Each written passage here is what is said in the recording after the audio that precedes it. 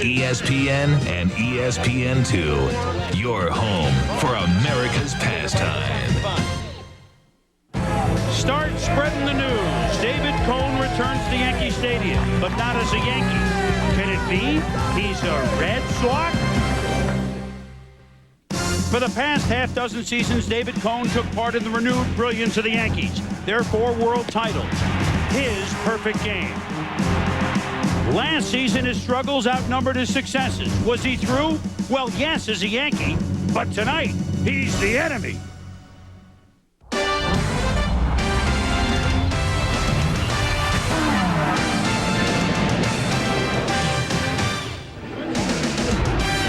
Welcome on Wednesday Night Baseball to one of the most famous sporting venues anywhere.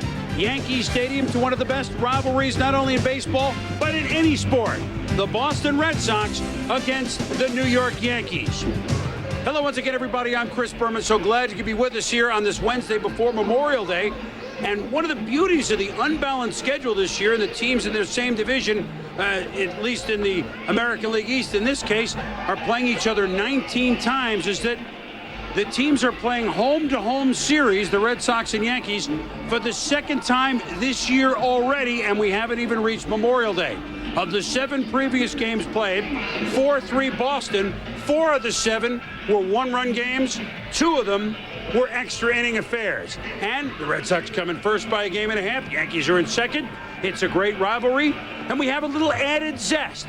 Part of that added zest is my partner, Joe Morgan. Welcome. Welcome. Thank you. Good to see you. I missed you. Great to be here. They missed David Cone here in New York, but he comes back as the enemy. 5.5 years as a Yankee, and here's David Cone in his second outing as a Red Sox, pitching in Yankee Stadium. How will Coney be emotionally and physically, do you think, Joe? Well, first of all, anytime you take the mound in Yankee Stadium, there's a lot of excitement. There's a lot of adrenaline flowing. So I expect him to be the same way. But I also know David Cone to be a veteran pitcher. He knows what he has to do. So I think that he will keep his emotions in check, and it's just a matter of how good his stuff is how well he'll do. It won't be anything about emotions. Well, certainly the Yankees who are facing him tonight, that Joe, know his resume. 4 of the 5 world championships came here in New York, the other in Toronto. That Cy Young came in Kansas City, by the way. A perennial all-star. What will the Yankees' game plan be against their ex-teammate, a guy who they should know pretty well? Well, if this was the Yankees of a couple of years ago, what they would do is try to take a lot of pitches, take him deep into the count. This is a little different Yankee team. These guys swing a little more often than before. But what I expect to see is David Cone going out, showing the Yankees in the first couple of innings that he has a good enough fastball that they can't just sit on his off-speed stuff. And if he has a good fastball, I expect him to do well for 3 or 4 innings. One thing about Coney is, as a Red Sox, he doesn't have to face Manny Ramirez, because everyone who's faced him, very few have had success. Manny leads the majors in batting average. He leads the majors with 54 RBIs. Red Sox, Yankees, not bad, eh?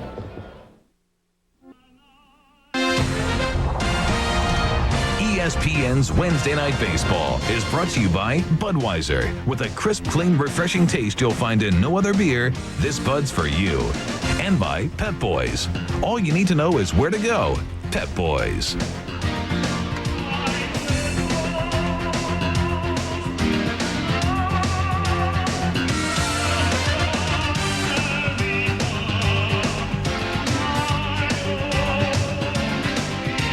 Welcome to Yankee Stadium. The closing moments, I will explain in a moment. Let's listen to them wrap up God Bless America. My own sweet home.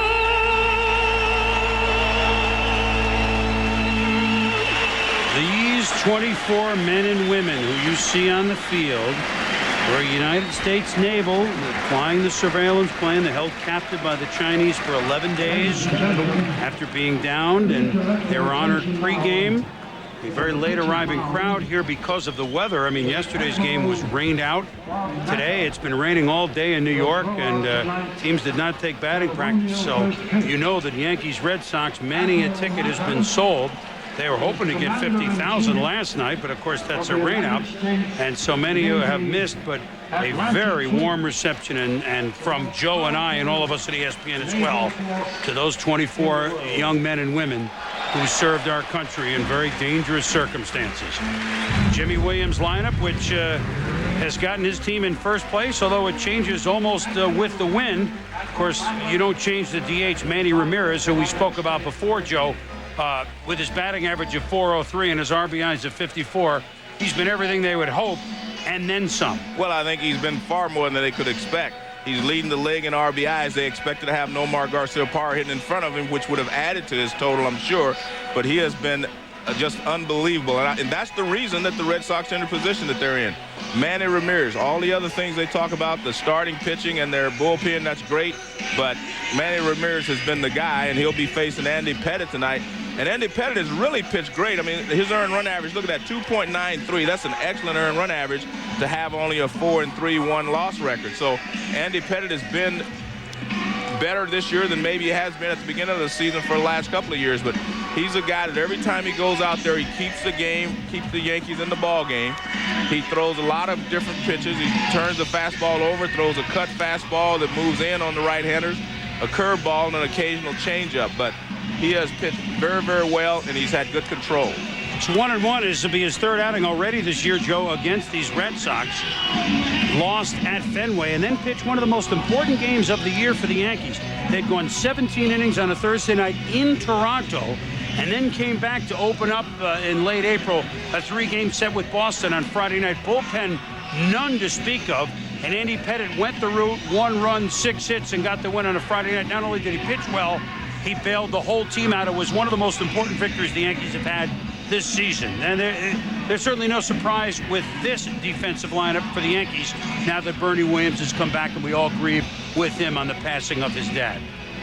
And that is the defense behind the Yankees. And Williams, of course, is a Gold Glove winner. Jeter and Brocious have not played as well this year defensively as they have in the past. In fact, they have 17 errors between them, and which is just very unusual. And I think part of Jeter's problems, he got off to a slow start because, remember, he was injured coming out of spring training, and I think that hurt his timing because he missed a lot of games in spring training. So the Yankees, the defending world champion, the 3-time defending world champion Yankees, open up what's now become a 2-game set. They know they're going to face Pedro Martinez at 1 o'clock tomorrow afternoon right here. Mike Mussina will face him. So the Yankees play the Red Sox in a 2-game set that, if they swept, would leapfrog them back into first place. They will make up last night's rained-out game this a week from Monday on June 4th, a single game in New York. They will also play 2 in Boston next week. So by the time June 4th now is over, the Yankees and Red Sox will have played each other 12 times, with home-and-home series to come in September. Jose Offerman will lead it off. He's played a lot of first base. Although, isn't it interesting that the only player that has started, not including the DH Ramirez, the only player that has started every game at the same position for the Red Sox is a guy you didn't even know about, Shea Hildenbrand, the third baseman. Offerman some second, some first, some sitting. Inside out swing to right. Remember, missed the air, and I should ask you this, Joe, as O'Neill makes the play. Offerman, I'll ask you about misty air in the outfield a little bit in 51 degree. Does it make you play a little differently on balls? Well, I don't think you're quite as loose when you're in the outfield. I mean, and it's probably a little damp out there, so your traction is not as good as it normally would. Remember, they only put the tarp over the infield, so the infield will be fast and quick, but the outfielders will have to be careful. Even though, oddly enough, Joe, the tarp wasn't on the infield the last couple of hours. It's raining slightly. This is a great story in perseverance. Everybody saw his nasty knee injury early last year, a continued problem with knees. John Valentine played, of course, grew up nearby here. He played college ball at Seton Hall. Probably came over to Yankee Stadium many, many times. Valentine from Mineola, New York, out on the island, was the regular shortstop here until a guy named Garcia-Parra came along. Valentine went kicking and screaming. I mean, I'm overstating the case. He didn't want to leave shortstop. Well, it didn't take him long to realize that that was a good move. He became the third baseman. Now with Nomar out and Valentine back, They've asked him to play short. He really didn't want to do it, but he's doing so, Joe, as O'Neill has made 2 plays. But Valentin is a guy that the Red Sox need if they're going anywhere. His type of veteran leadership and spark. Don't you agree? Well, he's got a good bat. I think he's really effective against left-handed pitching, so they really do need him for that. But I can understand why he didn't want to play shortstop, because shortstop's a very difficult position to play. And when you have a bad knee and you're not 100% healthy as he is, that's a problem. So Valentin pops out to O'Neill. 2 out. And that'll bring up Carl Everett, whose relationship with his manager, Jimmy Williams, is intriguing, to say the least. Well, his relationship with a lot of his teammates is intriguing, to say the least. But that's Carl Everett. You know what you get when you deal with Carl. I mean, he's a little different. He doesn't, he kind of goes to the beat of his own drum. He's a good player. Nobody argues that. You're right. He's done some very foolish things. Nobody argues that. Even a couple of things that he's done on the field, he wouldn't argue. Andy Pettitte gets 3 fly ball outs as Chuck Knobloch makes the play in left. And rather than go to a break here at the end of the top of the first, we're going to see the Yankee fans welcome to one of their favorites, man that was a part of the 4 World Championship teams, now as a Boston Red Sox, and that's David Cone. And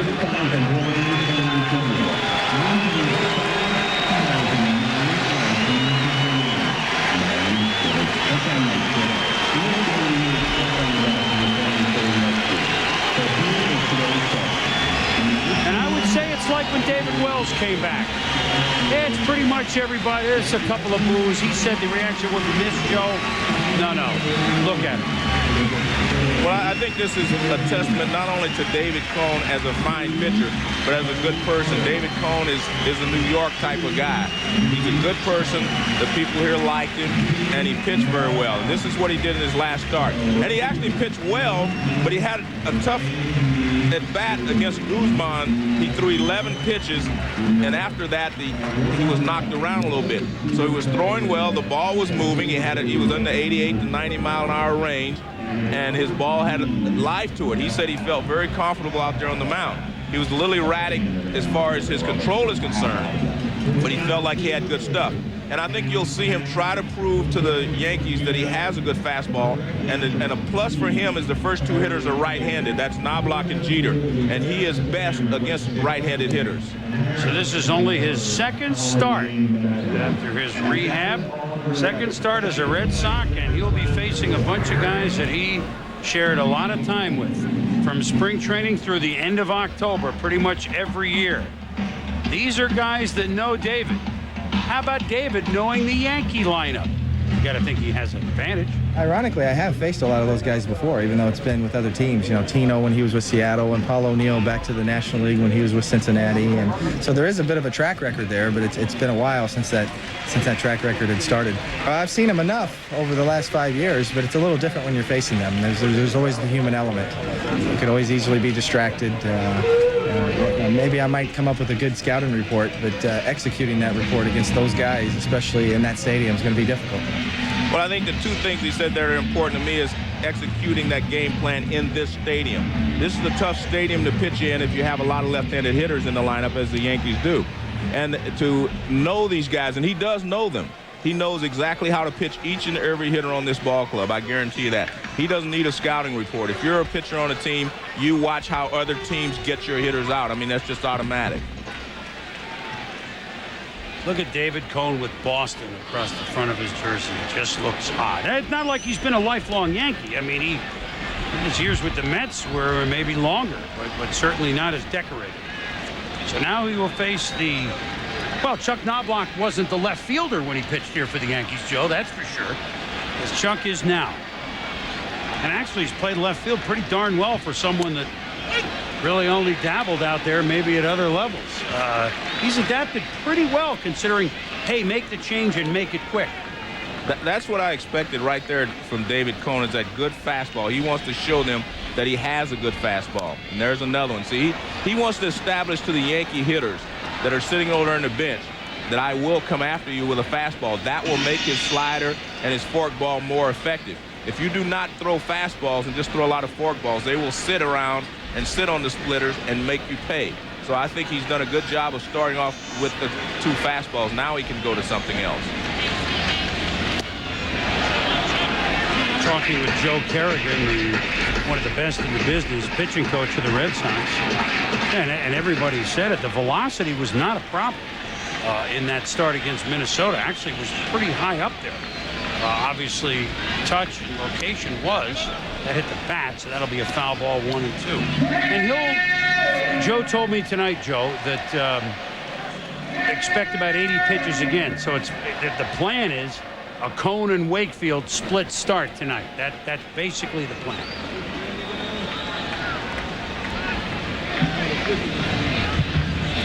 There it is. Beautiful.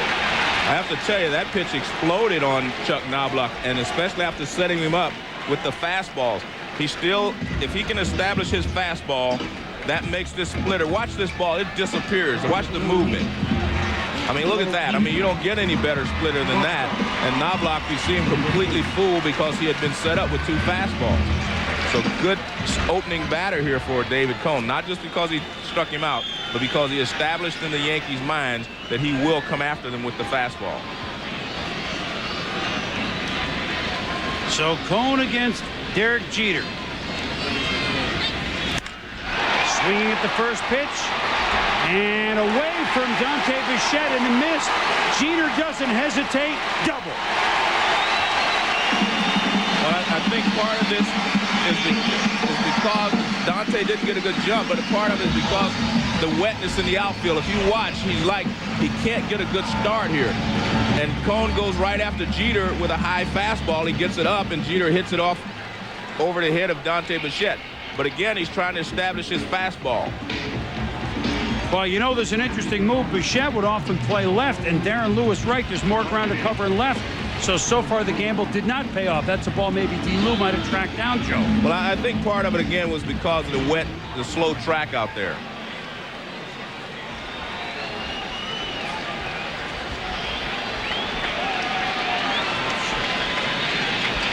And this is what David was talking about, pitching to this lineup in Yankee Stadium. Now he has Paul O'Neill, Bernie Williams, Tino Martinez, David Justice, and Posada all in order, all left-handed hitters. And that short right field fence is very inviting to all of these left-handed hitters. So this is what he's talking about when he has to execute in this stadium, as he said. O'Neill coming off a real rough road swing, in which the Yankees lost all 3 in Oakland, but did take 2 of 3 in Seattle.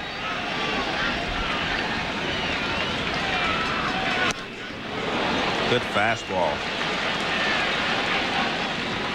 And in a good location. He was trying to get the fastball in and tight on Jeter. He got a little bit more out over the plate than he wanted, and that's why Jeter was able to handle it. But again, he knows exactly where to pitch each and every hitter.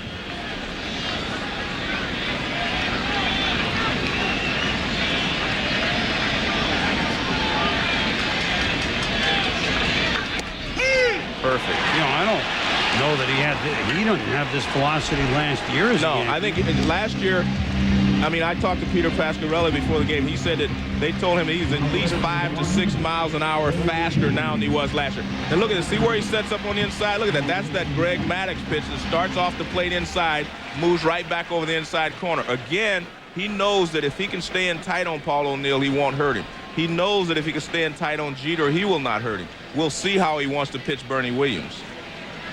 Joe, 8 strikes, 1 ball thus far for Cone.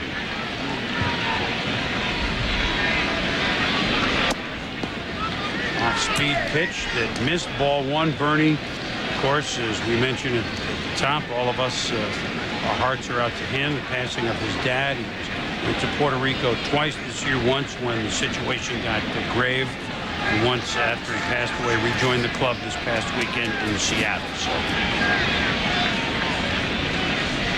feel for him, but now it's the baseball business, and certainly Cone was not trying to plunk. Well, that was a breaking ball that he hit him with. This is a slider, and he hits Bernie. The ball starts inside and then breaks off the plate inside. Watch the movement on this pitch. That's a breaking ball, and Bernie actually just got kind of stuck there, and he gets on the back leg. Now watch, he's locked on his back leg, and there's no place for him to go. Hits him just above the knee. That could have done some damage. It would have hit him right on the kneecap. But this is exactly what I expected from David Cone here. He went after the hitters. He's trying to prove that he does have good stuff.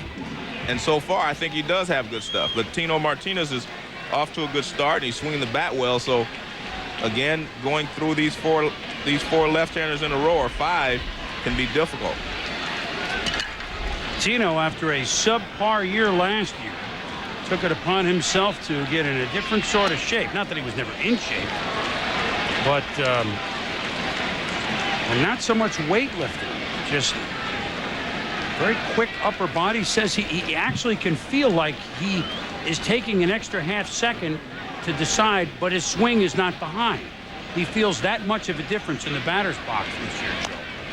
Little number, Jason Varitek over to Offerman, and David Cone survives the first against his ex-mates. We've played one in New York. Red Sox, Yanks, goose eggs. Cone, good zip, Joe, no question. Definitely had good fastball. And he established the fastball. And I tell you what, who's established himself as a Red Sox this year. Oh, my God. Manny Ramirez. And why is it interesting that a Red Sox is standing at an average of 406? Huh. Kind of reminds you of another great left-handed Red Sox. An outfielder, although Manny has yet to play the outfield. But he also ended the season 406. Yeah. But you know what? You hit 406 when you have little broken back bleeders like that. Another base hit for Manny Ramirez.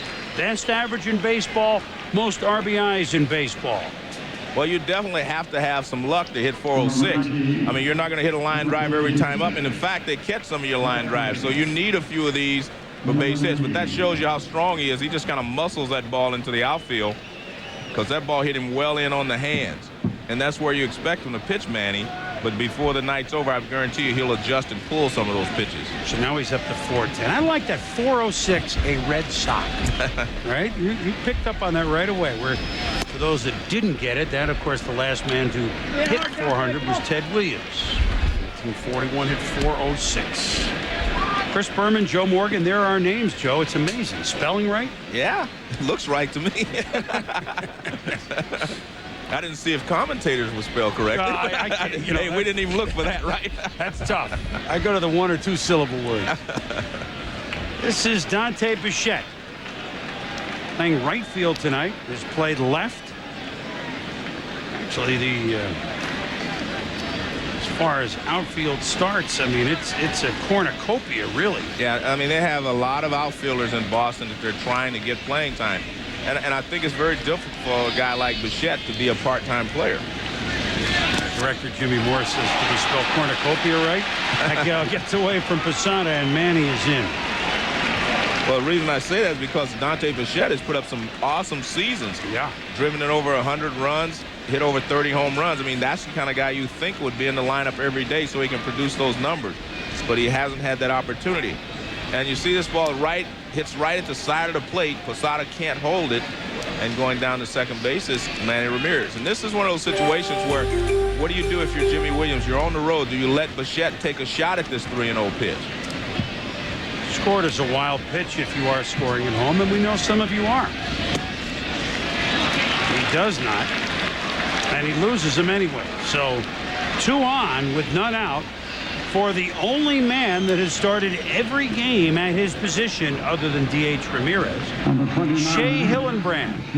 Hillenbrand is the Red Sox minor league player of the year a year ago. He played in Double-A with the Trenton Thunder. Hillenbrand, the 10th pick in 1996, was a high school soccer player of the year, but yet they played, this is their 44th game, and he started all 44 at third base. Numbers at Trenton, 11 homers, 79 ribbies, 323 last year. Had 171 hits and 35 doubles, which is very impressive. And you can see what he has done this year. And a lot of his success has come against the Yankees. He's hit very well in the 7 games and building his average to 302. Swing at the first pitch. Pettit. Jeter. Not in time for the double play. It's a slow one back to the mound. I mean, if Pettit fields okay, that would have been a tough one to turn. So 2 on and 1 out for Jason Varitek, who on Sunday at Kansas City did it not once, not twice,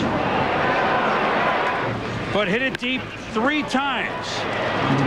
American League Player of the Week, Jason Varitek, pretty much for his game in Kansas City. And Barry Bonds was the National League Player of the Week. What a surprise. Yeah, but he kind of makes Jason Varitek's numbers look slim, but he had a great week. Jason hitting at 307 now.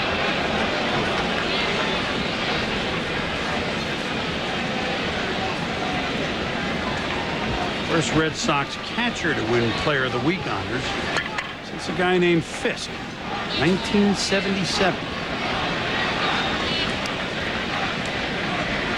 One of our favorites, Pudge, and a key figure in the re-escalation of this Yankee-Red Sox rivalry, something, depending on the game, we'll get into a little bit later on. It's interesting that Carlton Fisk's name comes up in a Yankee-Red Sox game. There's no question. He was a key figure in those great duels of the 70s.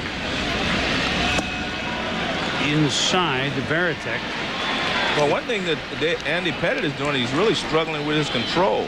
I mean, he's been able to make a couple of good pitches to Hildebrand and also to Ramirez on the inside part of the plate to jam them. But other than that, he's been a little erratic. He's been missing very low with his pitches.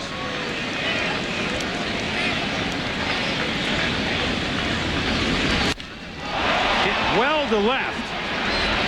Plenty of room for Knobloch. Ramirez tags, and he will score. But they get the runner at second base. And now they're wondering, did the run score? And the ump says, yes, it did. Poor base running right there. Well, that's the second time the Red Sox have done it. Once it's cost them a game. Choosing the right Medicare supplement plan. The right Medicare supplement plan is... New left fielder, the veteran, however, Chuck Knobloch. Lesson 1 to you youngsters at home, Joe. Always hit your cutoff man, because even if you can't make the play at the plate, something good could happen, like here. Well, it's just poor base running by the Red Sox. As you see, Manny Ramirez clearly scores before the out is recorded at second base. But, I mean, the throw was always low. The only time you go is if the ball is over the cutoff man's head, and that one was actually bouncing to him, so you shouldn't have been taking off anyway, but things happen. Well, Manny didn't exactly streak home, but he wasn't loafing either, and the Red Sox learned their lesson, and I want to tell the story, which I alluded to going to break, is Justice, Posada, and Brochus against David Cohn. We'll see what David looks like this inning after showing good pop. I mean, good pop there. Basically, it was a Friday night game, May 11th against Oakland, down by a run in the bottom of the ninth. Fly ball to left, Trot, Nixon to third, Everett at second. Nixon running pretty well home, but Everett also ran to third on the play, Joe, and the out was recorded at third. A catch made in left for the second out. The out was recorded at third. Everett tagged out just before Nixon had hit the plate. So they didn't tie the game, which is ridiculous. Well, so that's happened twice. This time they didn't get burnt by it. Well, they actually still get burnt because who knows? Pettit was struggling. He wasn't throwing strikes. And you have a runner on first base. You just can't give outs away in the way the game is played today because there's so many big innings that happen after there are 2 outs.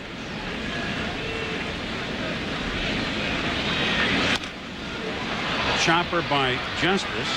And he has kept Justice off balance with the splitter and the good fastball. So he is throwing well, and he's keeping the ball down. The splitter is down, and he's got the fastball up, which gives him a little bit more velocity and maybe a little bit more movement for him.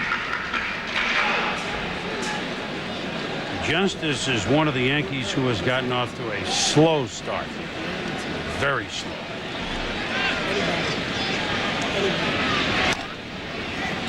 It's a foul ball. Joe Torre says, you know, we really haven't played very well at all. I'll be the first to tell you that. This team is still capable with the 4 aces after El Duque's strong start over the weekend to reel off an 8 out of 10. We haven't even come close to doing that yet.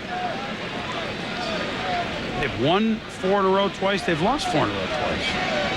That's a lot already for a good team. Valentin, Offerman, Justice is gone, 1 out.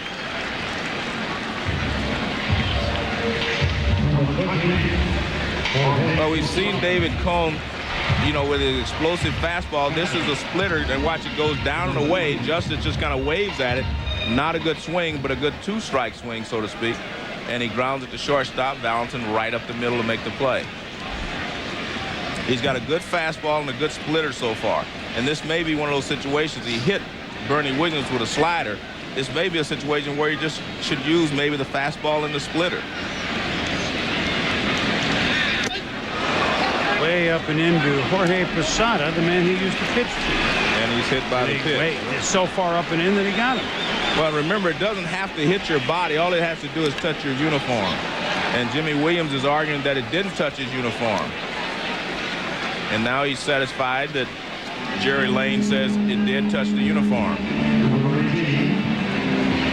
Truthfully, you're not going to be able to tell whether it touches the uniform or not. But it does appear that he got out of the way there. But, if it touches your uniform, any part of it is still considered, you're still considered to be hit by the pitch. It doesn't have to hit your body.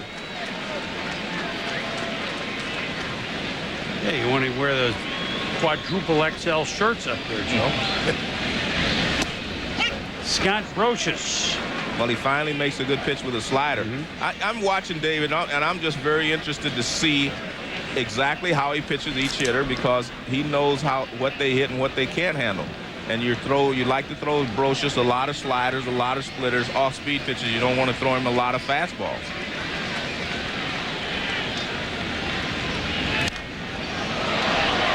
Scotty, like Tino, had an off year at the plate last year, and he has rebounded this year, hitting at .313. I mean, I know the story is Cone tonight, but there's an interesting 3-spot maneuver that Knobloch's troubles at second may have opened the gates for a really nice solution. They wanted to play Soriano somewhere. Knobloch trouble at second, Tryon and left. If Knobloch plays well at second in spring, Joe, he's at second. Soriano might have replaced Brocious at third. Knobloch left, Soriano second, Brocious third, and all have done pretty well where the way it's worked out, which wasn't the plan. It's interesting how sometimes things don't go the way you plan it, and it's worked out pretty much for the best. Would you agree? Well, they have good talent on this ball club, so they were able to move it around and make the pieces fit. This was supposed to be a high fastball. I don't know if he's still going to throw it. No, they went to a different pitch. Throw him a breaking ball, which is exactly what you want to do to Brocious. Throw him a lot of off-speed pitches because he's a very good fastball hitter. So, as I said, David Cone didn't need a scouting report to know how to pitch to each one of these hitters. He sit on the bench and he knows exactly. Well, the one thing you want to do is try to throw him breaking balls to get ahead. You never want to throw him a fastball when you're behind in the count or the first pitch. So he throws him one fastball off the plate away, fouled it, and then he threw him another breaking ball. And that's the way you want to pitch to Brocious. So 3 strikeouts for David, and he will face a man that is a teammate of his very, very little time, a cup of coffee perhaps. Certainly knew him in spring, but that's it. Alfonso Soriano. So he might need a scouting report on him. Well, he probably would, because everyone, I don't think Soriano actually has had enough at-bats in the major leagues where every team knows how to pitch it. Right. Because you're still experimenting up and in, down and away. What you do to young players is you try to find out where they're vulnerable to the fastball first, whether it's inside, outside, up, or down. You try to find out with the fastball first. And if he hits the fastball, then you go to off-speed pitches.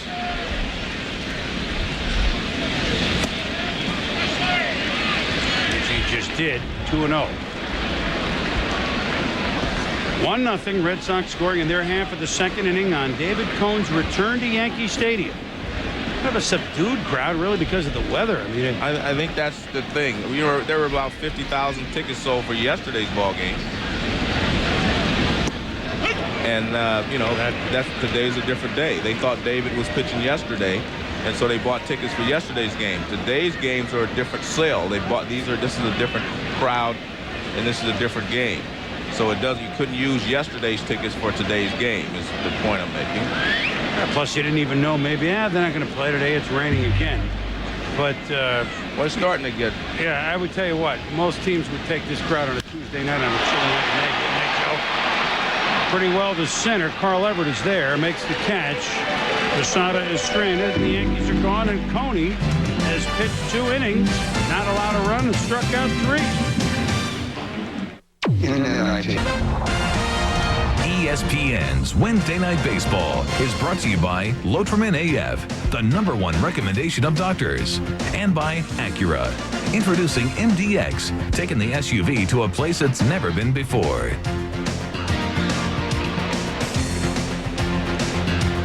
Chris Berman, Joe Morgan with you here on Wednesday Night Baseball. One of the best rivalries in all of sports, Red Sox, Yankees. Add to it, former Yankee David Cone pitching for Boston. We have a 1-0 Red Sox lead here to begin the third, and the 8-9-1 hitters for the Red Sox. Mike Lansing, Darren Lewis, and then Jose Offerman. Lansing swinging at Andy Pettit's first pitch, and will foul it out of play. Lansing, the one-time Expo, one-time Rocky, making the start at second base, just his 8th start at second this year. He has made 20 starts at short. They've got a lot of interesting parts here in Boston, and part of the question, rarely has a team been in first like they have and had a great start, especially with Nomar nowhere to be seen. And you hear, or at least read about, griping guys, geez, we should have some sort of lineup. And I play today. I got an 8-game hitting streak. I go 0 for 4. I sit for 5 days. Jimmy's under a lot of fire, and I don't know if he deserves all of it. It's kind of I don't know that it's the team built piece by piece. It seems like a lot of pieces thrown together. I'm not saying they're bad pieces. No. They're in first place, Joe. I think what the players want and think that a championship team, usually you know when you're going to play, you know what the lineup is. I mean, for instance, Joe Torre used a lot of players, but you know basically what the lineup is. And on the Boston team, you've only had Carl Everett, Manny Ramirez, and Sean Hildebrand play. Know that they're going to play and know they're going to play every day. And that does cause some problems. As I said, a guy like Dante Bichette, who's driven in 100 runs several times in the big leagues, figures he should be playing on this team. And it does create some confusion when guys do not know whether they're going to play when they, before they come to the ballpark. And you like to get into a groove. You get a rhythm from playing every day. Of course, the good news about the griping is good job on a 3-2 pitch opposite way by Lansing at a base hit. The good news about the griping is, Joe, is that it beats the alternative of having guys not wanting to play. I mean, let's face it. Sunday Night Baseball, John and Joe, 8 Eastern, the White Sox at American Park in Detroit to face the Tigers. Jeff Dream Weaver, Tony the Tiger, Tony Clark, Jeff Weaver scheduled to start for Detroit. Also nationwide coverage on ESPN Radio. That's Sunday. And then you're in Boston on Monday, right, Joe? Monday evening? Monday evening for the Yankees and Red Sox in Fenway on Memorial Day. Yeah, looking forward to that. And Jeff Weaver pitched great. Yeah, he has. He's a good pitcher. Yeah. Yesterday, he only gave up 3 hits and didn't give up a run. 7 1/3. So he pitched really well yesterday.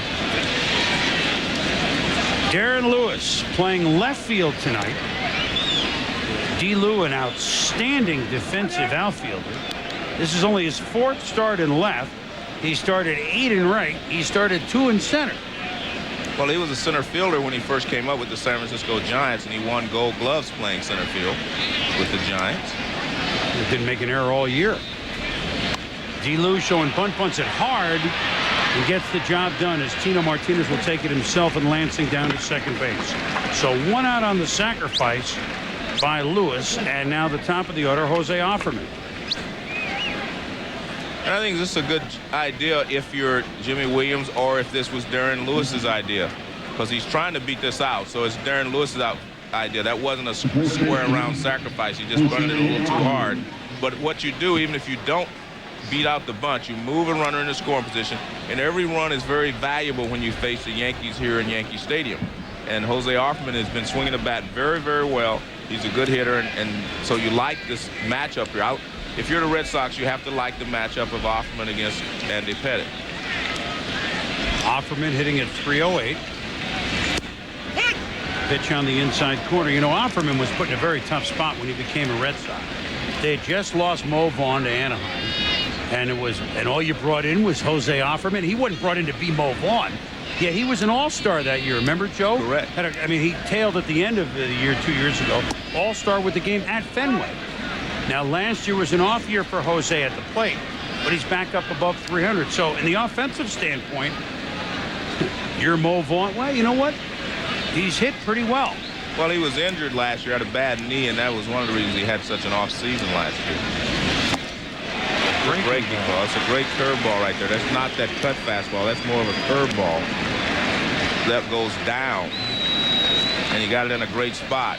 This is the ideal spot for a curveball. It starts in the strike zone, and by the time it gets there, it breaks out of the strike zone. That's what you try to do with a curveball.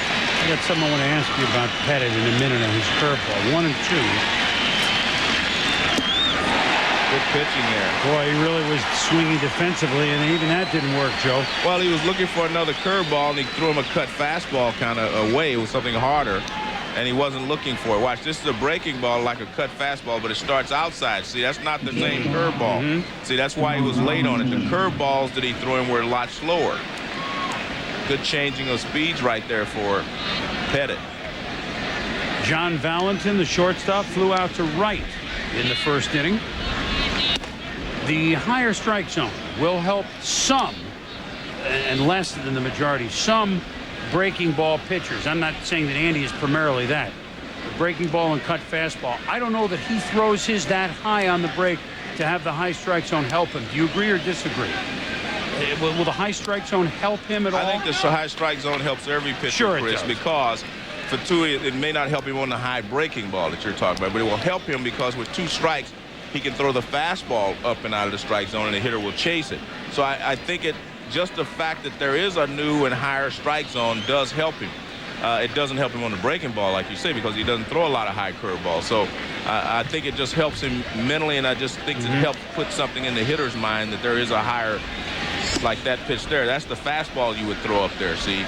And if you get him to swing at that, then you've accomplished your job. So it'll help you throwing the high fastball up and out of the zone rather than will the curveball. There are a few higher curveball pitchers. There are some guys who will throw. help. Well, the ones that throw a 12-6 curveball, one that goes straight down, it will help those guys.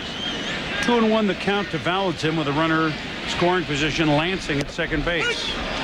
There's the high strike. Now that helped him. That's a high fastball. John didn't like that one. Well, you got to remember, John hasn't played much this year. He wasn't in spring training to see that high fastball. You're right. Good point. You know, this is new to him. This high strike is new to Valentin. He's only had a few at bats, and he wasn't in spring training to have a chance to get accustomed to it like the other hitters were. Jerry Lane is the whole plate umpire tonight. Pettitte at 2-2, trying to get out of this inning. That was definitely high, and the count is full. Lane, the home plate umpire. Paul Schraber, the first base umpire. Tony Randazzo is the second plate umpire. And Ed Montague. You know, I'm still getting used to seeing like Ed Montague do a Yankee Red Sox game at third base. He's probably getting used to it too. Wait a minute. Where is he at the Giants, you know? That'll be foul.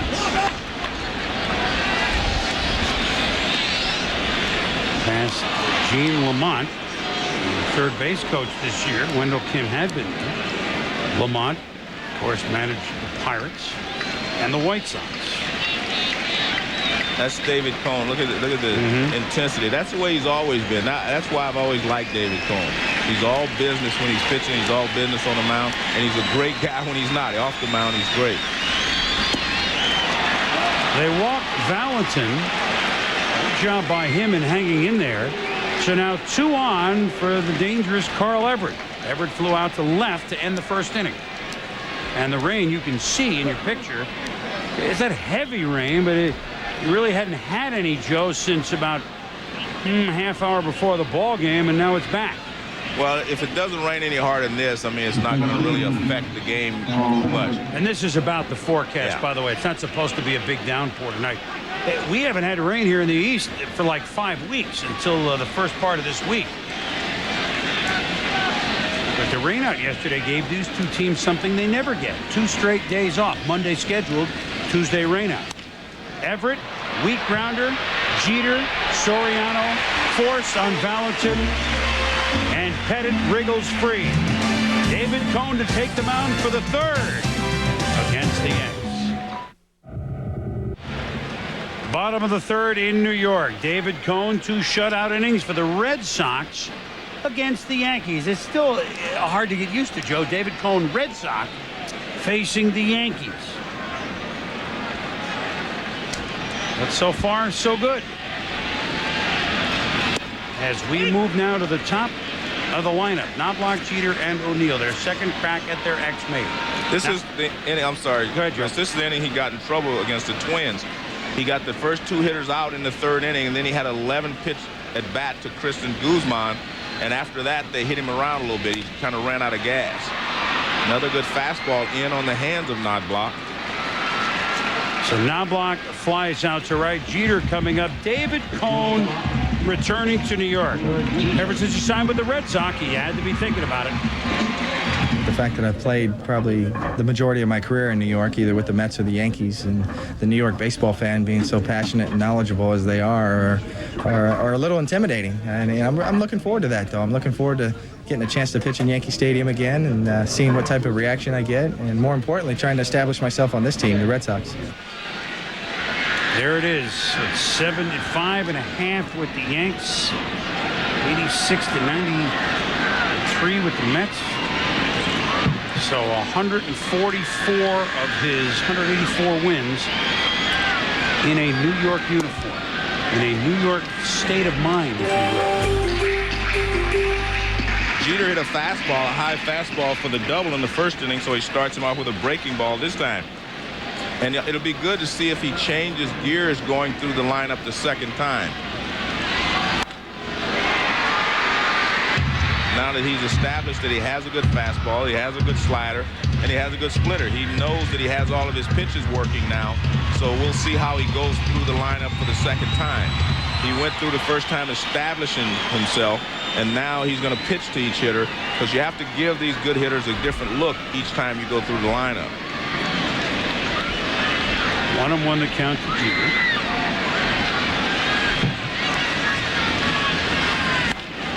And Garrick is 2 for 2 against David Cone. Derek Jeter does that very, very well. He fights that high fastball in off of him very well. And I mean, most teams pitch him there because he doesn't have a lot of bat speed there. But he's strong enough and he keeps the bat level enough that he can fight this ball off. So he doesn't hit this ball good. Watch, it just barely clears the infield, as you can see, and then dies. But he is good at doing that. He can fight that pitch off, and that's where most teams try to pitch him.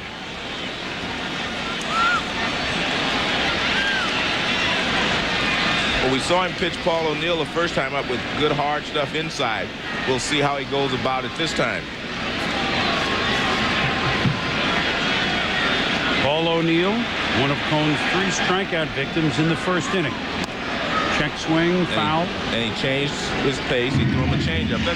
That's why he's so smart. That's what David Cone does. He knows that he got O'Neill out with a fastball in, so O'Neill's looking for a fastball, and he's going to try to jerk him. So what does he do? He throws him a straight changeup, and you see O'Neill was way out front, and he checked his swing.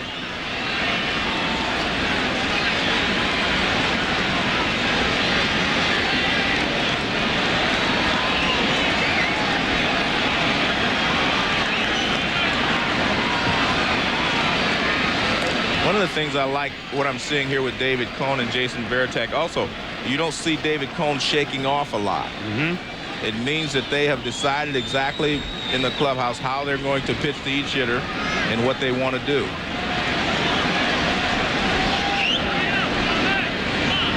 Yankees lead the majors in stolen bases with 50. Keep that in mind. Very uncharacteristic of this team. Not that they weren't capable or Joe prevented them from running. Not the case at all. It's just that they've used that as much more of a tool, obviously, this year, Joe, than any time in the recent past, certainly this squad. So you follow it. Most pitchers, when they throw you a changeup, they come back with a fastball. And that's what he did there. Now he has him 0-2. And it allows him to try to get Paul O'Neill to chase a pitch out of the strike zone, as he did there. But the one thing about O'Neill, he doesn't often chase pitches out of the strike zone. Cone as a power pitcher, although not in the true sense of the word anymore, pretty good at holding runners on, right? Better than many of the fastball. A lot of your power pitchers, they have to have a high leg kick to get their body in position, and that's why you're able to steal a few bases off of them.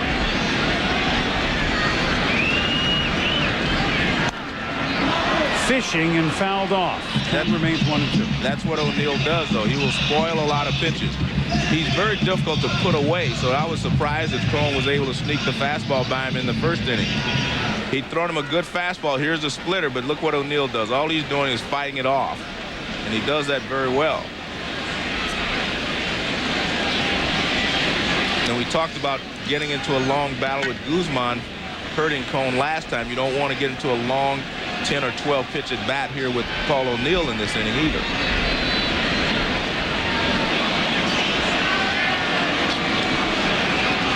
The Yankees, uncharacteristic of this team, A, stealing bases, B, swinging, not going as deep into the count this year, Joe, as they have in the past.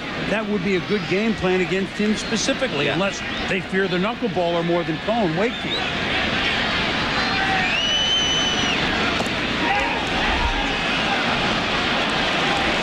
Did not go. Veritek tagged him just in case he did. But see, that's a good pitch there by Cone. But again, O'Neill, he really rarely will chase really bad pitches out of the strike zone. This is a splitter again. It starts in the zone, and you see stops it short. At least that's what Ed Montague at third base said. David Cone may disagree. There's another splitter. And O'Neill almost committed.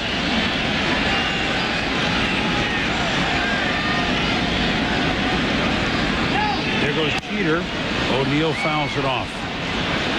One thing I've always liked about these Yankees before they were a base stealing team of this year, Joe, they would run a lot. They'd run and hit.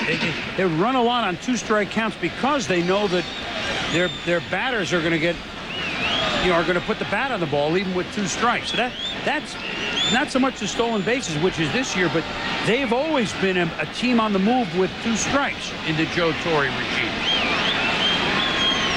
So that we've seen before, that last series of events. There goes Jeter again. Hit well, but too well. Everett now will try to gun Jeter. That ball almost kept sailing over his head. Did you see that? Well, it took off. Yeah. I'm sure there's some wind out there. Yeah. Everett's like looking up saying, whoa, wait a minute. Well, the one thing you're talking about, I think that's the reason the Yankees were successful under Joe Torre, is because when he came here, you see Jeter running, he brought a National League style of baseball to the American League. They were waiting more on the three-run homer, and Joe Torre brought in hit and run. He would sacrifice. He would steal a few bases. He'd put runners in motion, and that changed the way the game was played. And that's why I think the Yankees have been a good team, because they've used all their weapons. They're not just sitting back waiting for the three-run homer.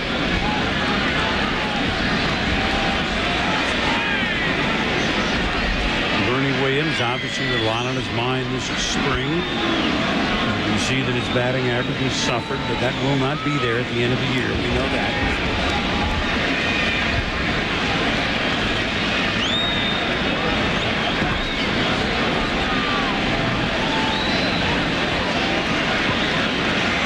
Health and ultimate death last week of his dad.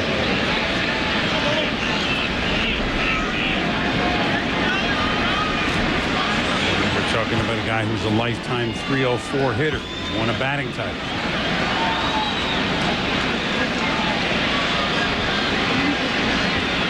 Hit by a pitch in the first inning on a breaking ball inside on the knee.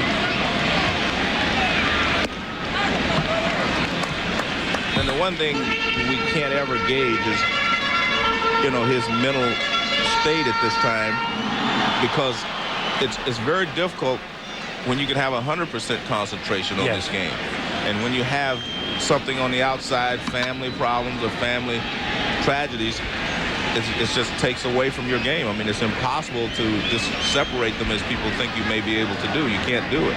He's such an introspective and sensitive young man in the first place. Really a deep thinker. I went and sought him out, Joe, before the game, which of course was difficult because of the no batting practice in the first game of the series. As it turned out, each team is having scouting meetings, which closes the locker room and clubhouses. And he talked for a while. He says he's doing okay. He's at peace with it. He's looking forward to getting to work. It's basically not as many words, but we talked about a couple other things. Ooh. It was a string pulled strike, huh? No, he's done this twice now in this inning. He threw in a 2-0 breaking ball earlier in this thing, and here's a 2-0 curveball, and that is a good strike. That ball in the past may have been called high, but it is definitely in the parameters of the strike zone, not the new strike zone, but the strike zone itself. That's as defined in the rule book. Jeter going, pitch foul back. And they got lucky there that Veritek wasn't able to hang on to that ball, because if he catches it, he doesn't have a chance to throw Jeter out. Jeter would have been able to steal the base. But because he drops it, it becomes a foul tip, a foul ball. But Jeter had a good jump, and he was going to make it easily. Mist continues, as you can see. Tell you what, crowd, the stands have filled in pretty well despite the weather, Joe. I think they knew you were going to be here. No, this one is hit well to right. Back goes Bichette. Back. Gone!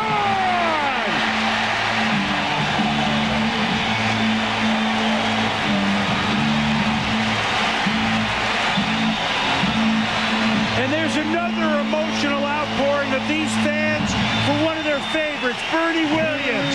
This is his first game at home since all this happened. Welcome home.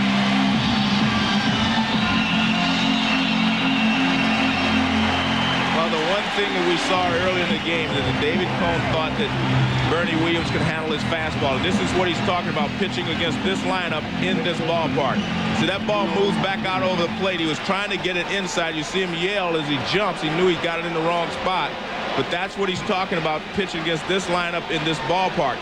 You cannot make any mistakes, and he knows that he made a mistake right there. Because you do not have to get all of it to get it out of here in right field, and they have so many left-handers in a row that you make one mistake and you get hurt.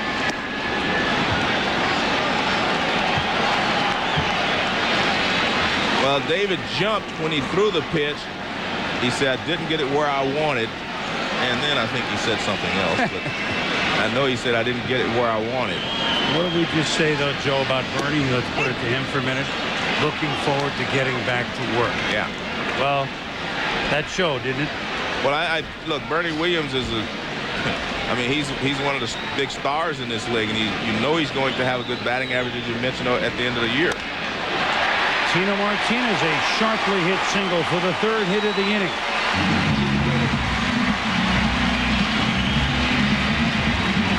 Oh, he talked about Cone having 2 outs in the third inning against the Minnesota Twins. And he had that 11-pitch inning at bat against Christian Guzman, and then they roughed him up after that. And here he is in the third inning again. He was almost out, but that's what you're never out when you look at this lineup. Paul O'Neill, Bernie Williams, Tino Martinez, David Justice, and Posada all in a row, all of those left-handed hitters in a row. It's just very difficult in this ballpark, as he stated. 7 pitches to O'Neill, and that was a well hit out as well. So Jeter pretty well hit single. O'Neill a strong fly ball to center. Williams a home run to right, and Tino Martinez a rope to center field. So 4 well hit balls in a row by the Yankees against their ex-mate. Now it's David Justice's turn. 1-1. Check swing, foul ball.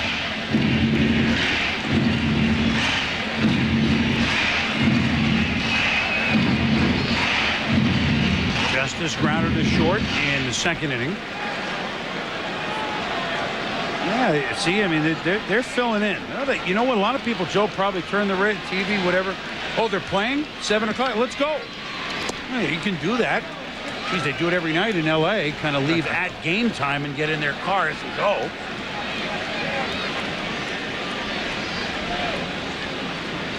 Right center field bleachers are packed. Buy me some peanuts and Cracker Jacks. There you go. They have the Cracker Jacks there. Not bad, even soggy Cracker Jacks, you know.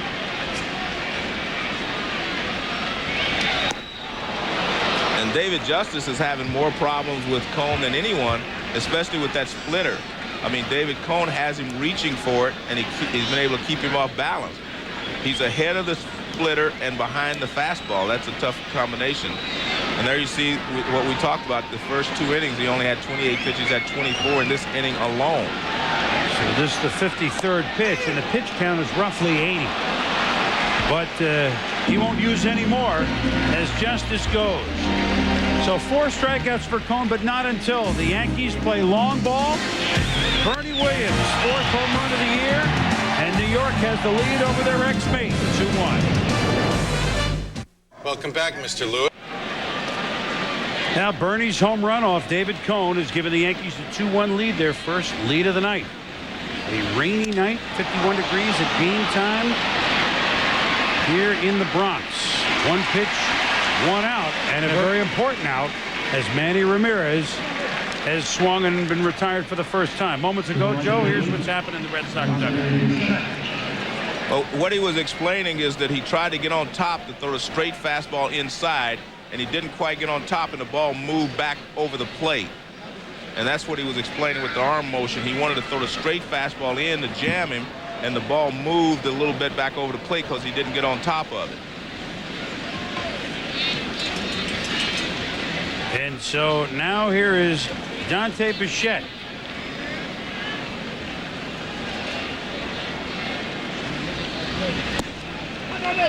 Breaking ball by Andy Pettit, who gave up his run in the 2nd inning. Ramirez with a leadoff single, wild pitch to second.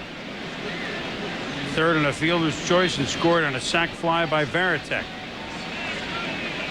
Yankees 2 runs on Bernie Williams' 2-run homer just a couple of moments ago.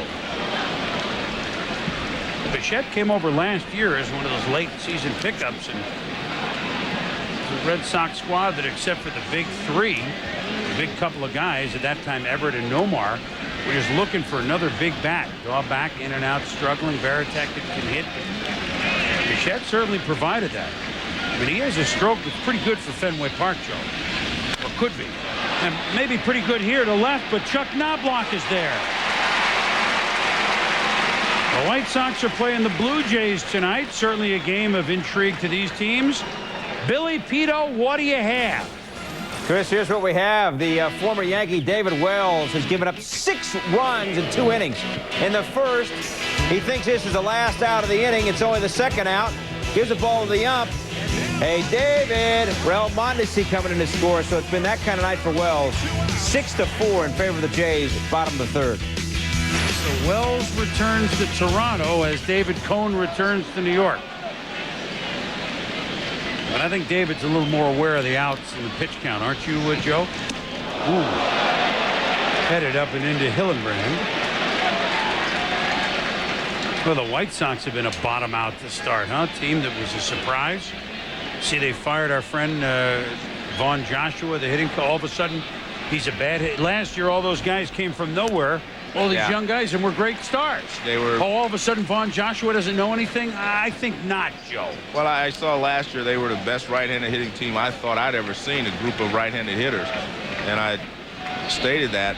This year they're off to a slow start, but, you know, like you said, I don't know how he got so bad over a year, but that's the way it goes. He really got dumb, you know? Yeah. Well, Vaughn is one of the gentlemen in the game. Great gentleman. And he was a good player. I always enjoyed talking to him when I'd go talk to him about hitting.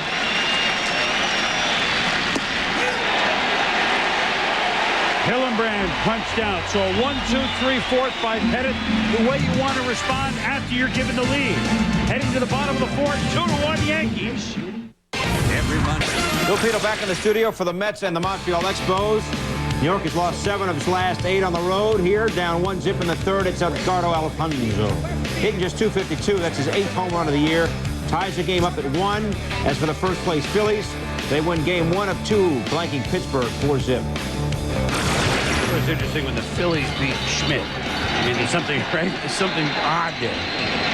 Well, they've been a great, you know, in the beauty of the Mariners and the Twins this year, the Phillies have been a wonderful story as well. As we begin the bottom of the fourth, swinging at the first pitch is Jorge Posada.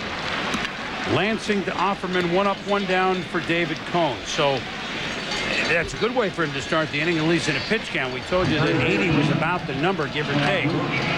So he ended 3 innings with 53, Joe, and that's a good way to get started. Well, he had a tough inning the last inning. He threw over 29 pitches, I guess, or 30. So he needs to come out here and try to have a low pitch count if he's going to stay in the ball game.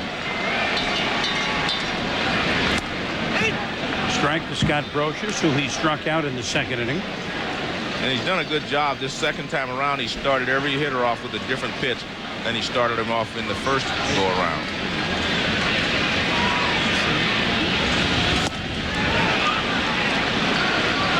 So he threw him 2 breaking balls to strike him out the first time up.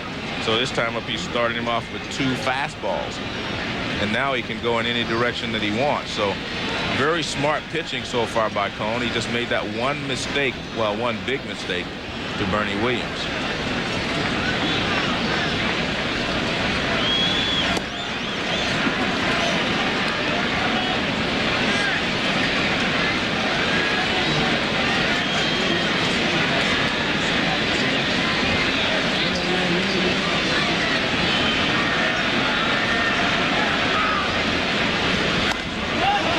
Up is there room for Varitek? Yes. 2 outs. Well, less than 2 years ago, in July of 1999, on this very mound, but in pinstripes, David Cone, on Don Larson Day on July 18th, he was there when Cone put his name alongside of Larson's. Against the Expos, the perfect game as Brocious squeezed the ball. What a performance. What a memory. And here, when you put those goose eggs in those departments, and Don Larson there to see it, I mean, which was unbelievable. You talk about preordained. And here he is 2 years later as a Red Sox, Joe. David has won 20 games twice, won 20 with the Mets very early in his career in '88. A year in which he was 20-3. As you look at the youngster Alfonso Soriano, David won 20 with the Yankees in '98, the year before that perfect game, 20-7. As a matter of fact, the only 2 pitchers in the last 15 years to win 20 games for the Yankees are David Cone and Andy Pettitte, pitching against each other tonight.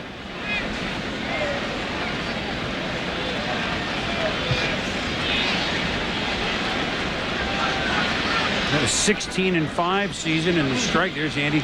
16-5 season in which he won the Cy Young Award. That was the strike short in '94 year.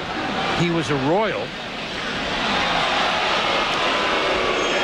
You can see that he and Varitek are working perfectly together. Varitek wanted that fastball up and out of the strike zone. You can see him stand up and give the target up. He threw it up. Soriano chased it, but he was able to make contact.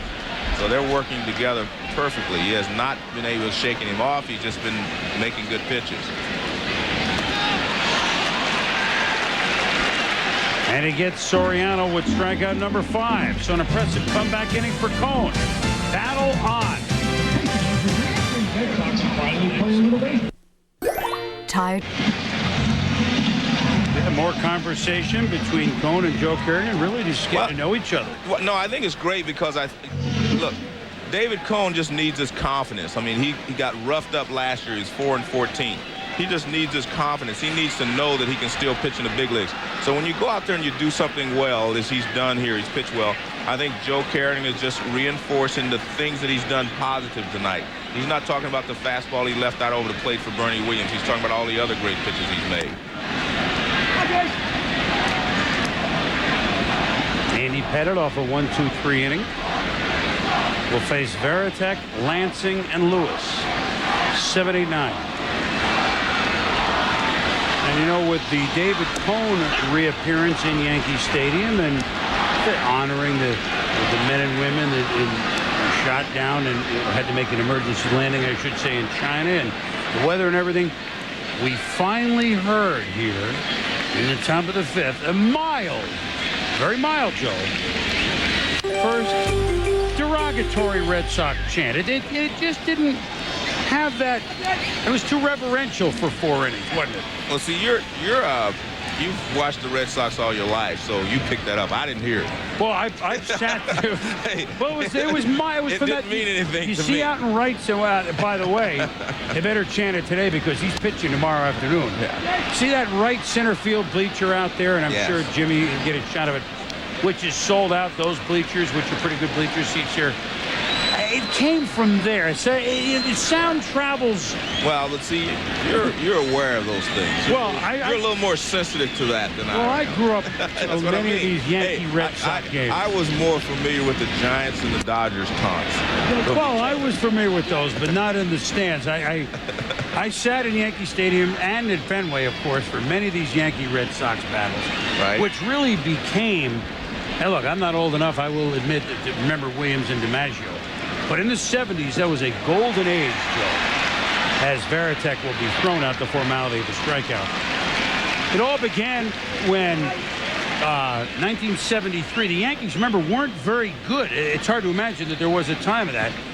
And the Red Sox had won in 67, but then they had fallen off when 2 young catchers, Fisk, Thurman Munson barreled into Carlton Fisk in 1973 in a game at Fenway, and they had a brawl, and Fisk took on both Munson and Gene Michael. Fisk did well in that battle, although Thurman, you know, was a brawler himself, but just not as big as Fisk. And that kind of rekindled what was there, you know, what was there certainly between the fans. Certainly it's just a 4-hour drive between the 2 cities, a train ride, you know, an hour plane ride.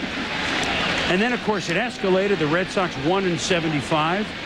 You guys played them, the Reds, beat them in the memorable series. The Yankees won in 76, the first time they had won since 64, and the Reds, you swept them, winning the series here, if I'm not mistaken. Correct, yes. Winning the No, it was series here. here, if I'm not mistaken. It was here. And then there, of course, came 78, and let's not even talk about it.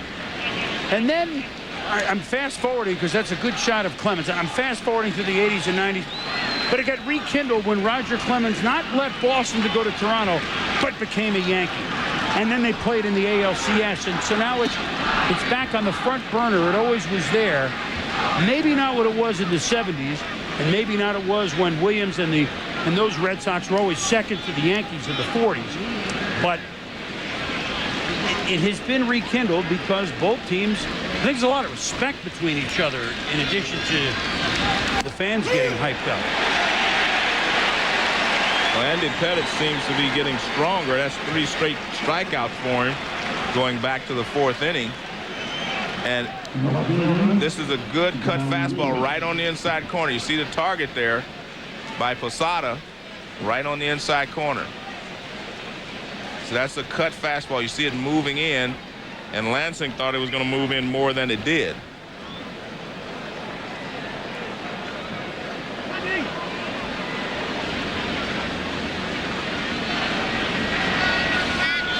So Darren Lewis sacrificed in the 3rd.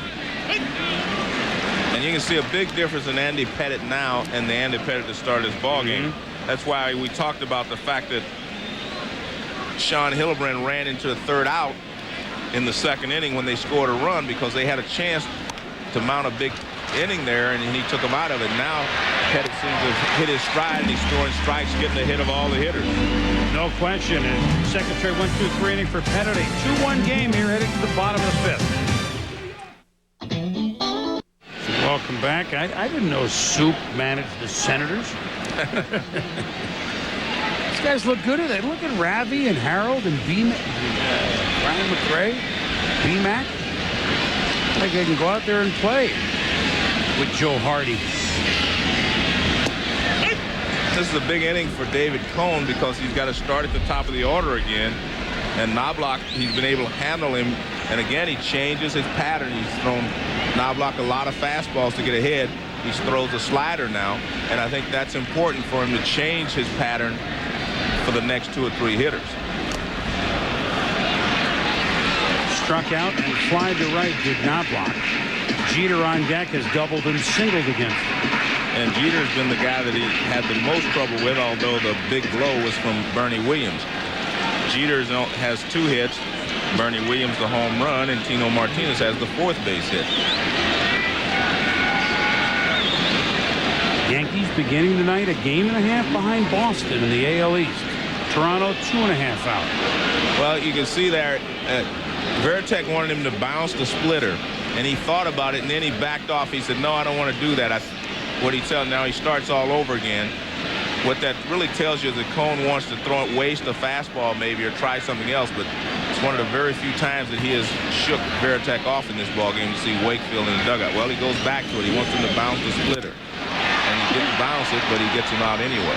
Knobloch to center. Everett makes the grab, and there's 1 out. The last, who knew at the time that, remember 4 2/3, Game 4 of the World Series, Denny Nagel pulled by Joe Torre. Joe brought in David Cone to pitch to Mike Piazza, inducing him to pop up to Soho at second. And David just pitched to the 1 batter, but got the very tough Piazza in Game 4, Game 1 by the Yankees. And who knew that that would be it for David Cone as a pinstriper? You see, by the way, postseason 8-3. I think that speaks for itself too, Joe. Well, he's got to solve how to pitch to Jeter. I think is what he's going to try here. Find out how he tried to jam him, and neither time was he not successful either time. Jeter hit a double over the right fielder's head in the first inning, and then he blooped one in the shallow center the next time up. So he goes away this time with a breaking ball. Now he's back inside again. Now he came with a splitter, and that's smart. Again, you have to change your pattern against good hitters.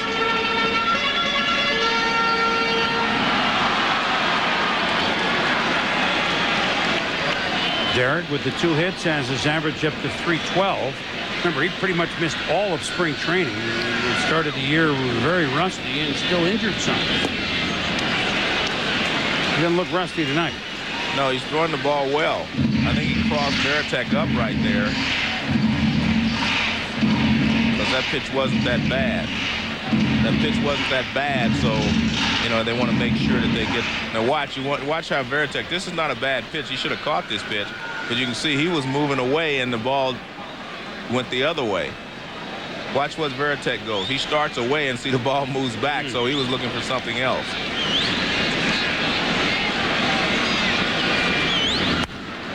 Oh, man. Jeter says, okay, you're going to come back and pitch against me? Well, he hasn't been able to solve Derek Jeter, but one of the reasons is he's been up with all the pitches. That was a breaking ball. It was a curveball, and he wanted it down, but he hung it over the middle of the plate, and Jeter doesn't miss it. See where the target is, and see where the ball is? That's a hanging breaking ball, a hanging curveball, and watch, Jeter doesn't miss it. He got it. That's good hitting there by Jeter.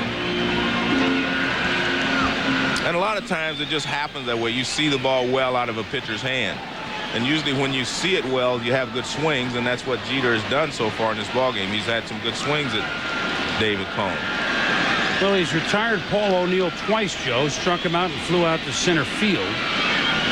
Jeter on with 1 out. Yankees lead at 2-1. Bernie Williams, 2-run homer in the 3rd. Red Sox run coming in the 2nd, and O'Neill swings through this one. Well, this is the time of the ballgame, as I said, he has to be very careful. He's only losing this game by a score of 2-1. You have to keep it right here because Pettit seems to be throwing better now. And this is probably Cone's last inning. So you have to try to make sure you keep your team in the ballgame right here. But it's a tough thing to accomplish because you have a Paul O'Neill, then Bernie Williams. A lot of question in sending Oka and Crawford down and bringing Cone and putting Wakefield in the rotation, but Red Sox want to find out now what they have with Cone, as long as they're not rushing him, which they are not. Gee, aren't you rushing him? Should he wait another few weeks? No, let's start to find out now. And if this doesn't work, in 6, 7, 8 starts, or Cone breaks down, let's hope not, or something like that, then you readjust rather than do this toward the middle of the year, and then it's hard to. Now what do we do? It's late August, so they're finding out a lot of things. And of course, David, the big news is David is finding out that, as he said yesterday to the media, I'm just stubborn enough to think I can still do this. I read an interesting story today in the New York Times. Murray Chass wrote it about David Cone. I thought it was a great story in that in most cases players are always saying, I don't want to hang around too long. I want to, when I'm, don't have the good stuff anymore, I want to quit. David Cone was just the opposite, and I have to admire him for that. He said, I don't want to walk away from this game and have something left. He said, when I leave, I want to know I have nothing left, and this is the only way to find out is to go back out there and pitch. Pitch out, but nothing going. Remember, Jeter was quite active on the base pass last time. And David said, look, I could have walked away and he could quit, because things didn't go well. But he said, I could not quit on what happened last year. I knew I was better than that. And so he says, when I leave, I want to know that I'm finished. I don't want to leave and knowing that I had another year or even another half year left in me. And I thought it was a great article, well written, and it really conveyed David's thoughts very well and why he's still out there pitching. Jeter bluffs. O'Neill fouls weekly 2-2. We hear a lot of times, it's about the money and it's about this and that. Well, with David Cone, it's about the competition and what he loves about this game. I mean, he's got enough money. He's made a lot of money in this game. And so it's not about the money. It's about competing and knowing that he gave it all he had, and then it was time to walk away. So, I really admire him. I always have, but I really admire him even more after listening to what he had to say in the column today.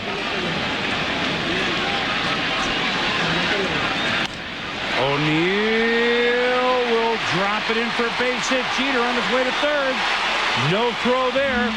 Runners at the corners with Bernie Williams coming up. Let's go to Bill Pito. All right, Chris, Minnesota lost today, so if Cleveland beats the Tigers, the Indians will only be a half game behind the Twins. But here, Deep Palmer, a 2-run bomb, 7th of the year, ties the game up at 2, playing the bottom of the 5th inning. And in Toronto, David Wells gave up 3 in the first and 3 in the second. He's down 6-4 in his return to Toronto. Wells' return, they need a big year out of Joey Hamilton, and everybody in to talk with David Cone and Joe Kerrigan. Well, this might be a spot normally, you might want to bring a pitcher in to pitch to Bernie Williams, but I don't think you want to bring a knuckleball pitcher in with a runner at third base in this situation. And the one thing to remember here is David Cone has pitched very well, but he's lost just a little bit on his fastball, and that's why that was a cheap hit from a very cheap hit there from Paul O'Neill. But he hit it off the end hit him off the handle, and he dropped it. Oh, this was the last at bat with 2 outs and Jeter aboard, and Bernie sent it into the right field tunnel. Maybe, Joe, maybe, and I don't have the updated pitch count, it's about 80. He might say, look, maybe this is your last batter. You're okay to go these 2 batters, maybe checking. Now, Cone, the competitor, of course, is, of course.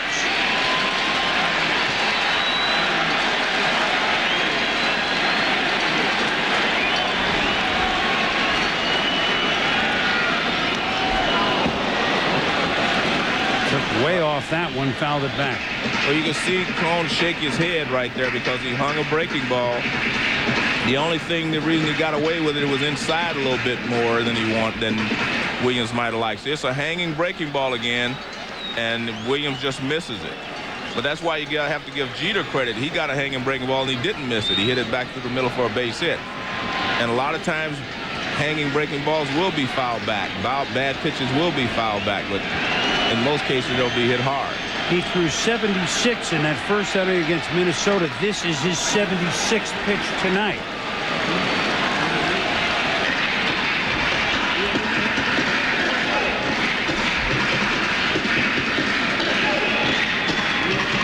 Well, this is the plan all along. This isn't news that Tim Wakefield is up and ready. he's still going to make his start Sunday against Toronto on 3 days, Rich. I mean, he's a knuckleballer. He can pitch every day. Just about. Cone wants to get out of this one, and that's a good point. Obviously, you made, Joe, with the knuckleballer and a runner on third. Especially coming in cold, not even warming up, catching a knuckleball.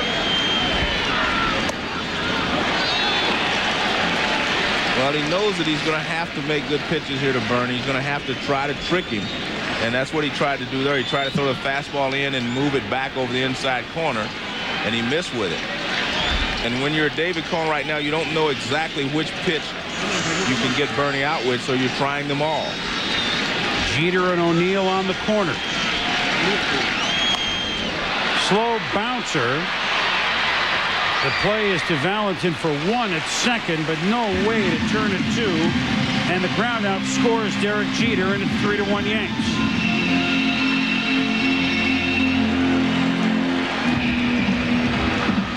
The last two splitters that David Cone has thrown, he did something unusual with his glove. He kind of took his hand out and then put it back in on his way to the plate in his delivery. And a lot of times the hitters can see something like that. But at least he was able to get Bernie Williams on a ground ball, and he gave up the one run, but he was in danger of giving up a lot of runs. Tino Martinez. Grounded back to the box as they keep an eye on Bernie. Got him out into the box and single. So we would expect, Joe, that if Martinez is retired, this would be it for Cone. Yes.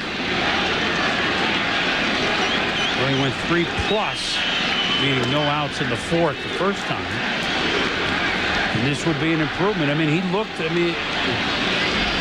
certainly had good velocity. We saw that right away. And you point out he's lost maybe a little on it. But and that's natural, that he's going to lose a little bit. Commando seems better than in the last outing, wouldn't you say? Yeah, I think he's comfortable. He's pitched well. I mean, you have to remember, this is the Yankee Stadium. There are all these left-handed hitters in the lineup. I mean, this is a good hitting ball club, and that's exactly the point he was trying to make. He said to pitch against this lineup in this stadium is very difficult to do. And it's not just for David Cone, but for any right-handed pitcher that comes into Yankee Stadium.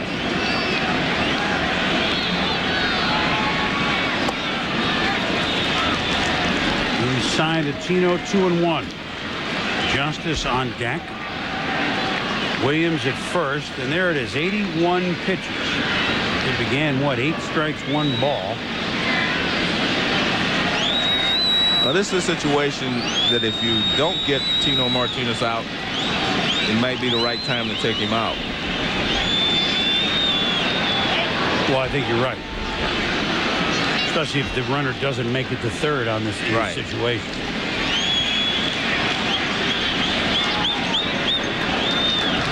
Tim Wakefield ready to roll for Jimmy Williams and the first place Red Sox.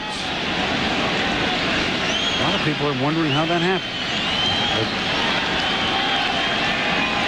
there goes Bernie on a 2-1, and there's no way. That was a major league jump from first base. And so the Yankees, who lead the majors in stolen bases, now have 51 as a team.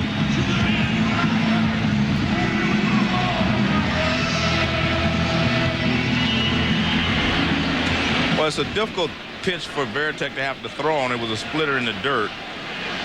And Bernie Williams had a good jump anyway, so he didn't really have much of a shot to throw him out. You know, I want to get this in real quick if I have time. You talked about reading an article about it in the Times today. I read one by Dan Shaughnessy in the Boston Globe. And it was a different take on David Cone. Just like the guy grew up here in Massachusetts. He says, I have no ill will to the Yankees. I love it. There's a strike 3-2. He said, but I kind of understand what it would be if Boston ever won a World Series up here. And boy, that would be fun to be a part of it. He says that, some athletes play here 10 years and don't get it. He's been here for 2 starts and he gets it. And that's part of the competitor. And hey, I'm part of this situation now. I'd like to be part of making this happen. No ill will on my last situation, because certainly didn't leave that way. This will be chased, but we'll find the seats.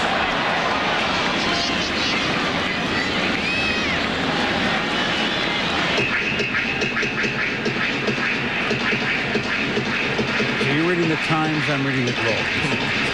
Well, I was in New York. I was reading the New York Times. I wasn't in Boston.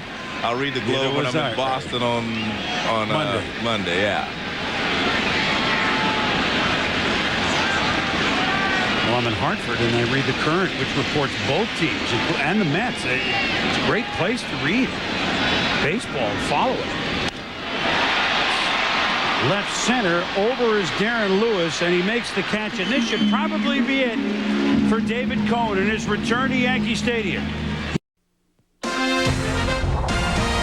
ESPN's Wednesday Night Baseball is brought to you by Tylenol. Take comfort in our strength. And by 1-800-COLLECT. Save a buck or two.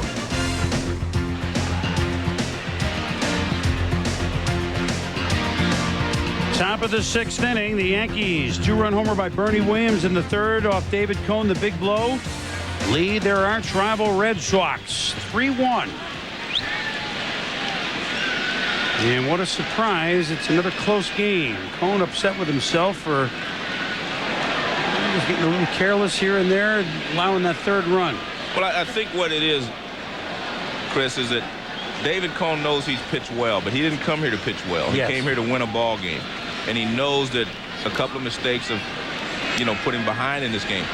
A lot of people, and Joe Kerrigan patted him on the back, said nice going and all that, and all that's well and good, but that's not what David Cone came here to do. He didn't just want to prove that he can still pitch. He wanted to win this game.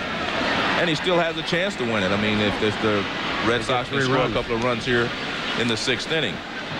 But, from my perspective, I'm very impressed in what I saw from David Cone tonight, and especially compared to what I saw from David Cone last year. He has a much better fastball, better movement on his splitter, and the velocity makes everything tougher for the hitters to adjust to. And so I think if his arm's okay, if it bounces back after these 5 innings, if that's all he's going to pitch, if it bounces back in 4 days and he's able to have the same type of velocity, I think he'll do well. He'll be successful. But in the meantime, Andy Pettitte has retired 7 in a row.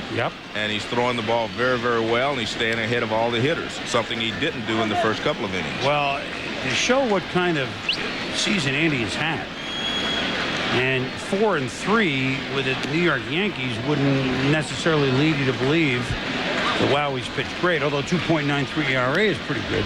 That's very good in this day and age. 7 of his 9 starts, Joe, 7 or more innings. All right, now wait a minute. 5 of his 9 starts, 8 or more innings. And he certainly looks like he's strong enough to keep going as Jose Offerman flies out, and there's another one of those outs in a row. Flies out to O'Neill and right. Holiday tradition here on ESPN, a day and night filled with baseball on both ESPN and ESPN2. 18 teams, 9 games. We begin at 1 Eastern on ESPN2, 4 Eastern on ESPN. The Yankees and Red Sox are our night game, feature game, which you'll be at, Joe, and Arizona at the Giants, Colorado at the Dodgers. And we salute annually, and we should do it more than just one day, but we salute certainly those that have served our country, including those 24 young men and women who are here tonight, part of that plane that had to make the landing, and they were held in China for 11 days. I will interject this because I will not be with you on Memorial. You and I have done a couple of Memorial games. Correct. And have enjoyed it. I remember we did the Mets with the Reds once, and we did one in Chicago. As we watched John Valentin. This summer, along with my wife Kathy, had a chance to go to Normandy and see the beaches. And if anybody out there is thinking that maybe sometime in my life I ought to go do it, because most people that are alive now have really no idea what really happened there. Because they're really too young to remember, or weren't around when it did happen, and what, as Valentin hits it deep to center field, but a lot of ground out there, and Bernie Williams grabs it. And of course, we'll finish this in a minute. Let's go quickly to Bill Pito. Chris, thank you. The Mets at Montreal. Shinjo here for New York. Gets a hanging curveball and drills it. It's a 2-run shot. It's his 4th of the year. Doesn't know if it's gone. You know what it is. You can run. Run, go, home run. Meanwhile, Jeremy Burnett from Milwaukee, his 14th of the year, taking on first place St. Louis. 2-2, that ball game, top of the third. Just in one sentence to finish it up as Carl Everett faces Pettit, Joe, and I know you feel this way. Look, all of us, everybody, living in what we call a free world, owe those who served in World War II and all the wars a big thank you. Yes, we do. I mean, there are a lot of people that have given their lives so that we can all be safe. Going to Normandy will make you think a lot. It really will. You'll thank people of that generation, whether they served in the armed forces or not. You'll tell them a thank you.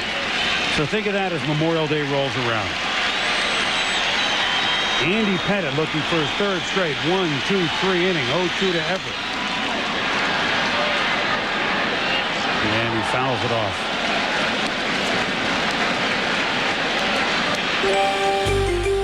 Well, Pettit is in complete control of all of his pitches now. That's a curveball toward the outside corner. And you see the off-balance swing by Everett just trying to make contact, and he's able to foul it out of play.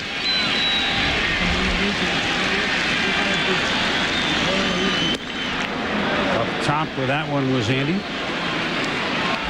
One thing about Pettit, too, this year, and getting back to how well he's gone so deep, he's gone to the Roger Clemens School of Training. Not that he was never in shape, but, you know, you're 23, 24, 25, it's not a problem.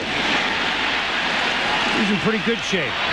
Everett's gone, Red Sox gone, and gone is any chance of David Cohn with a chance to win the game. 3-1 Yanks. Introducing unlimited anytime minutes from Primeco. Only $49.99 a month. Talk all you want for as long as you want. Just like you. Sunshine, Chevy Malibu. We'll be there. Bottom of the sixth, 3-1 Yankees.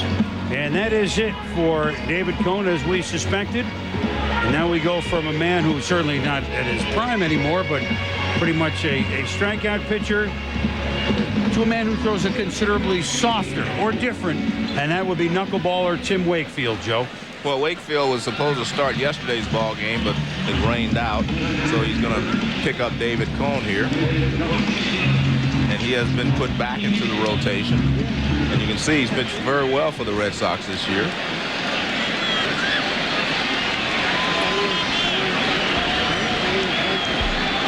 Of course, the beauty of Tim Wakefield when he's on is that he can do one of many things. He can start for you.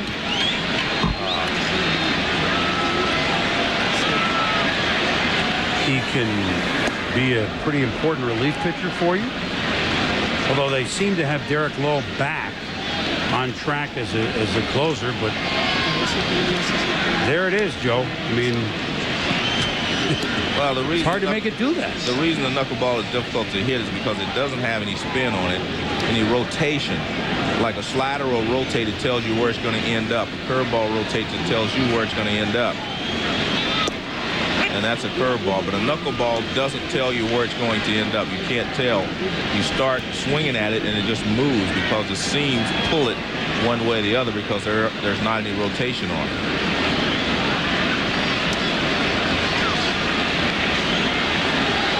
I mean, in 95 and 98, when Boston first made it back to the postseason, first time in a while, as Justice counted 3-1. Tim Wakefield was a huge starter. 16-8 in 95 for the Red Sox, 17-8 in 98.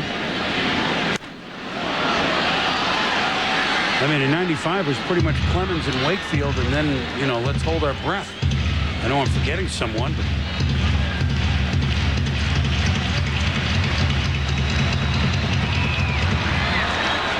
and ask Jimmy Leland sometime what Wakefield meant when he came out of nowhere. 3-2 pitch to Justice. Tim Wakefield in 92 came out of nowhere and joined the Pirates in the middle of that season and went 8-1. And I remember Leland telling me, Joe, this kid came from nowhere, and you talk about a shot in the arm. He was one of the biggest reasons why, and that was the last year of those Pirate teams with Bonds, Bonilla, Van Slyke, very good teams that never could quite get past in 90 the Reds and 91 and 92 the Braves. So you ask Jimmy Leland about what Wakefield did for him that time in 92. But then there's the other side of it. Seasons of 6-11 and 6-10 in Boston. So with a knuckleballer, you don't know what you're going to get, good or bad. Let's close the book on David Cone, Joe, and here's his line. 5 innings pitched, 6 hits to 3 runs. The big blow, the 2-run homer by Bertie Williams. 5 strikeouts. Pretty good. You already talked about it. Pretty good report card, don't you say? Well, it's a good report card in that he didn't walk anyone. He made them earn everything that they received. And I would say that, he has to be pleased with the fact that he threw the ball well, but he's not pleased that he's losing 3-1 when he leaves the ball game.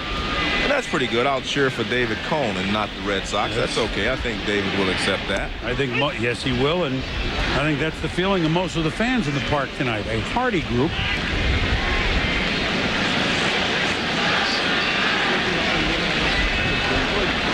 They play again tomorrow afternoon here at 1. Pedro Martinez against Mike Mussina. They play Monday in Boston. They play a day off Tuesday, odd, and play again Wednesday in Boston. We'll be doing that game on ESPN from Fenway. Pedro will go in that. And then, oddly enough, because of the rain out here yesterday, Joe, the 2 teams will play one more game on Monday, June 4th. Here at Yankee Stadium, and Pedro will pitch that. So the Yankees get him 3 times. Well, yesterday cost him. Yeah. So they're going to have to face him. That gives him an extra turn against him. That's an interesting run for these 2 leaders in the East, because the Yankees play Boston, Cleveland, Boston, Cleveland, and then the 1 game with Boston. The Red Sox play Yankees, Toronto, and then the 1 game with the Yankees. So this is a telling 12-13 game stretch for the 3 teams, and I'm including the Blue Jays there, in the hunt in the AL East.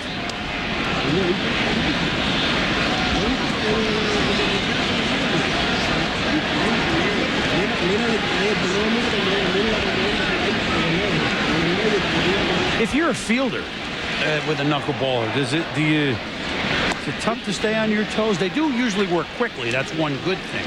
Well, if you're playing defense with a knuckleball pitcher up, you should be shading everyone another half a step or a step to their pull side, because they're going to pull the ball more than anything else because of the speed of the ball.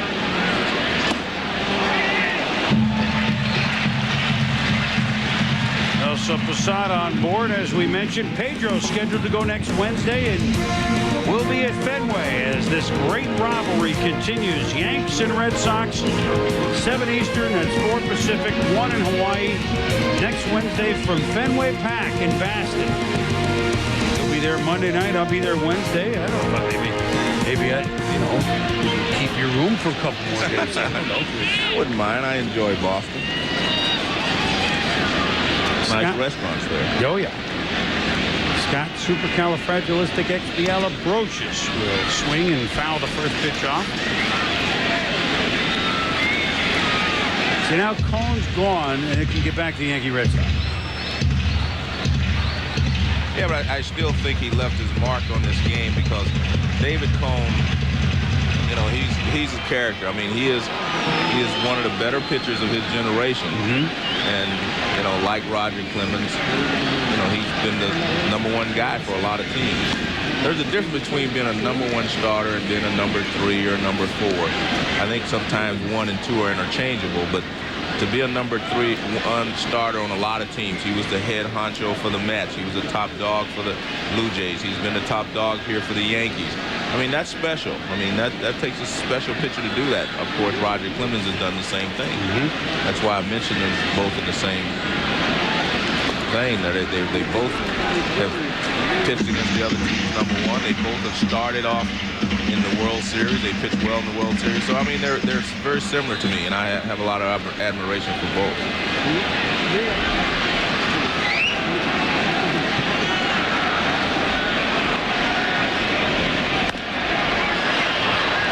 Nice play made. Oh, good play. Bad throw by Hillenbrand.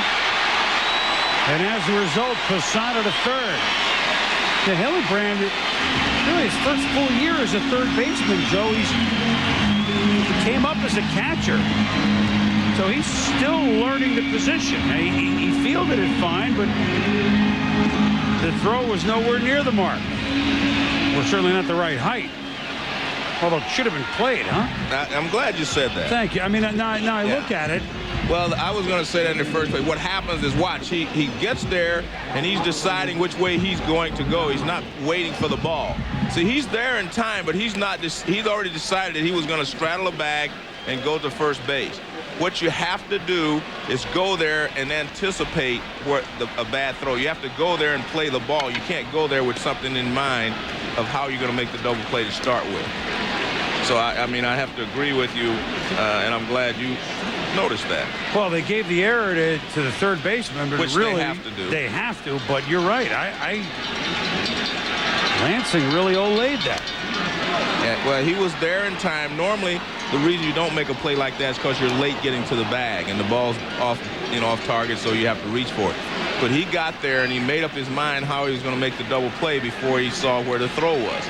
And you have to adjust to where the throw is. That dictates how you make the double play. Now is Alfonso Soriano, whose wheels. And one last point there. You have to make sure you get one out. That's the key as a second baseman on the pivot on the double play. The middleman, you make sure you get one out. If you don't get the double play, that's fine, but you make sure you get one out at second base. Why, do you know something about playing second base? I've listened to a lot of guys. I love this. Now David Cohn's out. We can, the knuckleball that happened to sail, and I use that word lightly, at Soriano's head. So now the crowd's, they're throwing at the Yankees. You know what? This is a story for another time, because I would like to get into this one of these days, because I think it's part of the problem. Whoa! Soriano to left. I thought he had more juice on it, Joe, but the play is made by Darren Lewis, and the out that they did not record has now cost them a run. Exactly. So an out that Hillenbrand was involved in going to second maybe cost them a run that they could have scored in the second inning, and a play not made by third and second has cost the Red Sox a run here in the sixth inning. Well, this is a hanging knuckleball. You see it doesn't do very much. It stays right up there, and you're right. Soriano thought he hit it better than he did. And watch, see, this one doesn't move much. See that? It doesn't tumble. You do not see the seams tumble one way or the other. And that knuckleball that goes up there and stops is really duck soup for a good hitter, and he hit it hard.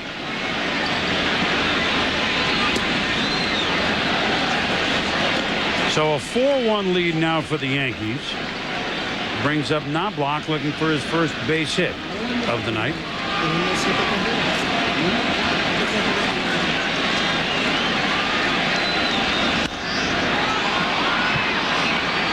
Twisting in the mist. Oh boy, Dante Bichette played that like it was a knuckleball in the air. But he made the catch. One run home. Yankees lead it 4-1.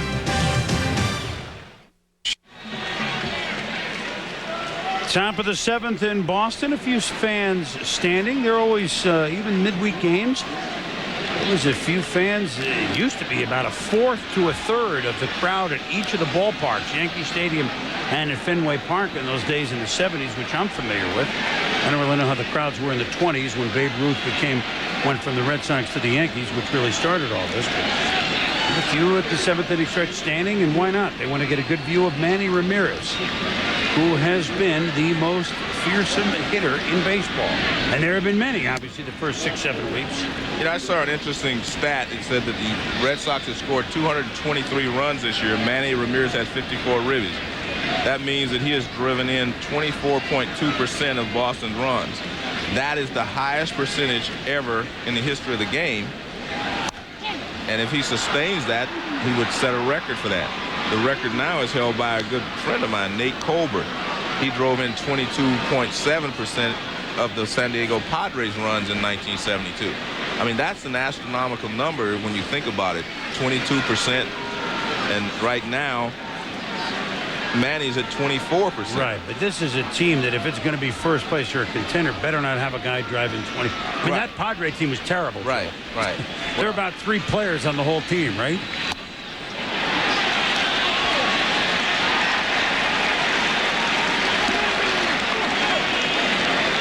All right, this is Manny's 162nd game, okay, since the start of last year. We're just adding it up.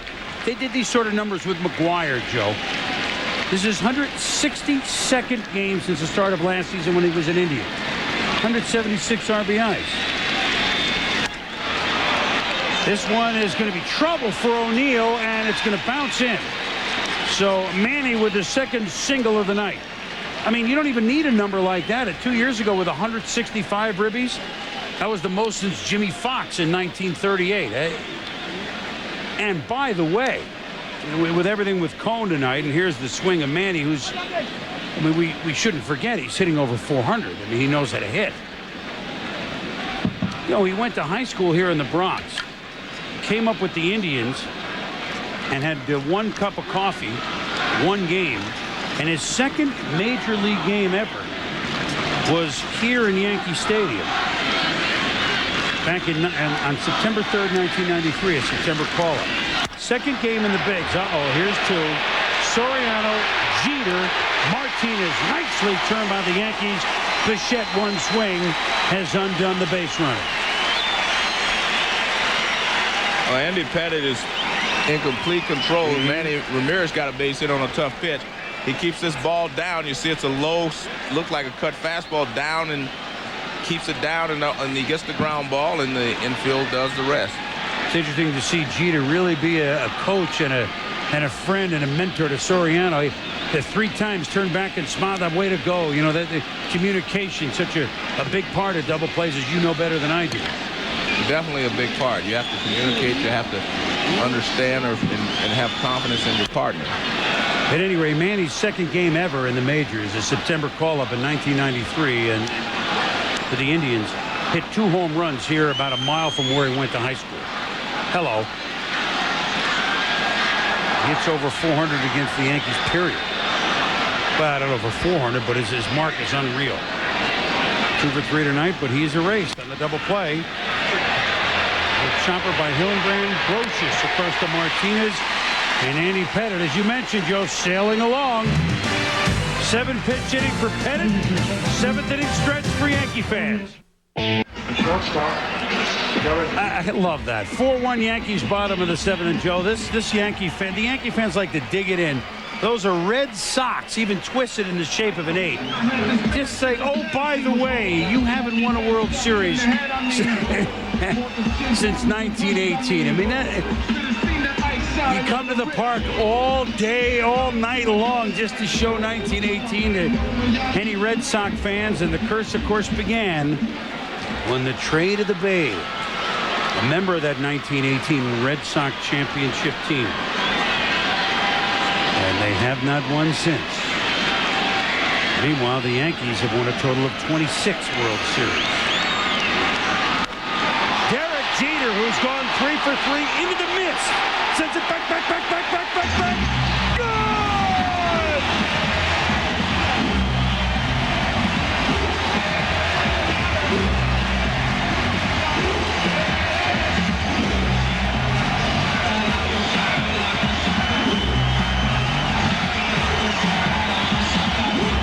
Okay, this is a big series. Derek Jeter's gone 4 for 4, and David Cone doesn't have to feel so bad.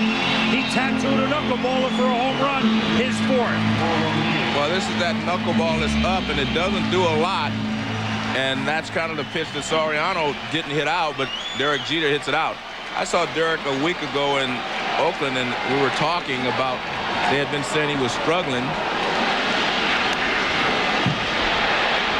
This is Paul O'Neill grounding to second on the first pitch. What struggles, right? The media was saying he was struggling, and I said, yeah, you're really struggling, hitting 294. And now, I mean, he's well over 300, and with his 4 night, he's well on his way to another great season. Well, this is the time of the year, too, Joe, that you again, you go 4 for 4, and you can really make a difference in your average. Let's see, tonight he started at 304. What's he at now? 320? If you pick up 16 points a night, he'll get to 1,000 in no time. Well, he may not get there. This is interesting in that Derek Jeter is hitting well, but Bernie Williams is going to hit right-handed against the right-handed pitcher because he figures that the right-hander is his strongest side. And so he's going to hit right-handed against the knuckleballer Tim Wakefield. There are a lot of hitters who do that, you know, against knuckleballers. They hit from the right side if they're switch hitters. They seem to have better bat control, he thinks, from that side.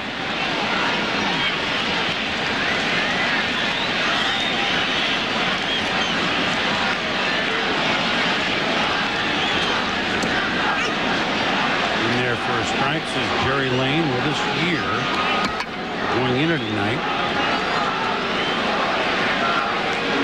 Bernie really not much. It's not like he got off to a better start rate. As a matter of fact, his righty numbers are 191. His 47 at-bats. We've seen him in particular do this before, and he pulls this down the left field line. Foul.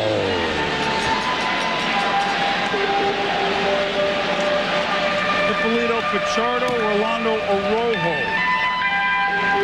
in the bullpen for Boston, a bullpen that has done a very good job, although for a while there, their closer, Derek Lowe, went AWOL on the mound, losing his touch really in the 2 series against the Yankees in particular.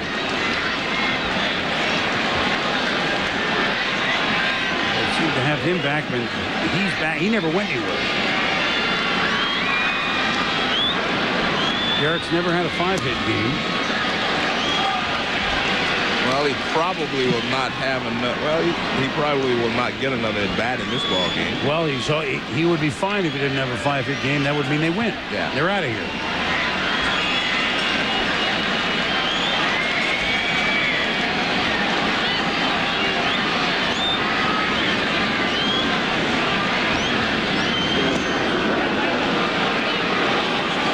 How did you do against them? Wait a minute, Bernie. He's out. I know he's out, but there was a lot of discussion about it. Bill Pito could probably figure it out, right, Billy? I don't know about that, but I can tell you that the White Sox and the Blue Jays, it's been a rough return for David Wells. Hits Brad Fulmer. 5 1/3 for Wells, gave up 7 runs. He's come out of the game. It is now 8-4 Jays playing the top of the 7th.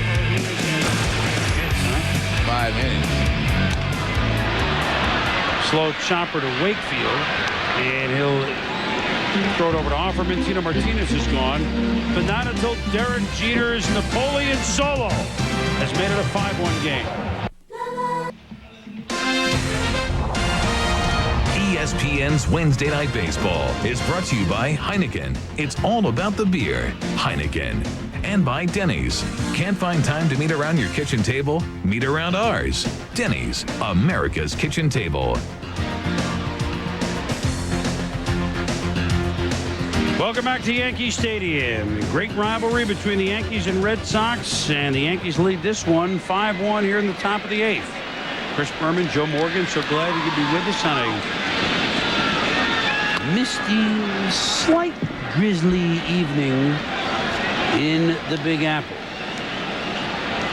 Jason Varitek, Mike Lansing, Darren Lewis, 7-8-9 will try their luck against Andy Pettit, who threw 7. Has given up 1 run on just 3 hits. Andy's low hit game this year is 3. Oddly enough, a game he lost to the Twins 2-1. Pettit began, as we mentioned earlier in the broadcast, the Red Sox could have had him a little bit. He began a 3-game series here in New York in late April with a complete game 6-hit 1-run performance that got the Yankees going in that series, winning 2 out of 3. It's because of the rainout has become an abbreviated series, 2 games. And Pettit is hoping to start the Yankees out as well. Although Jason Varitek opens up with a base hit here to lead off the 8th inning for Boston. Just the 4th hit off of Pettit. Varitek, Lansing have hits, and Ramirez has 2, and that's been it.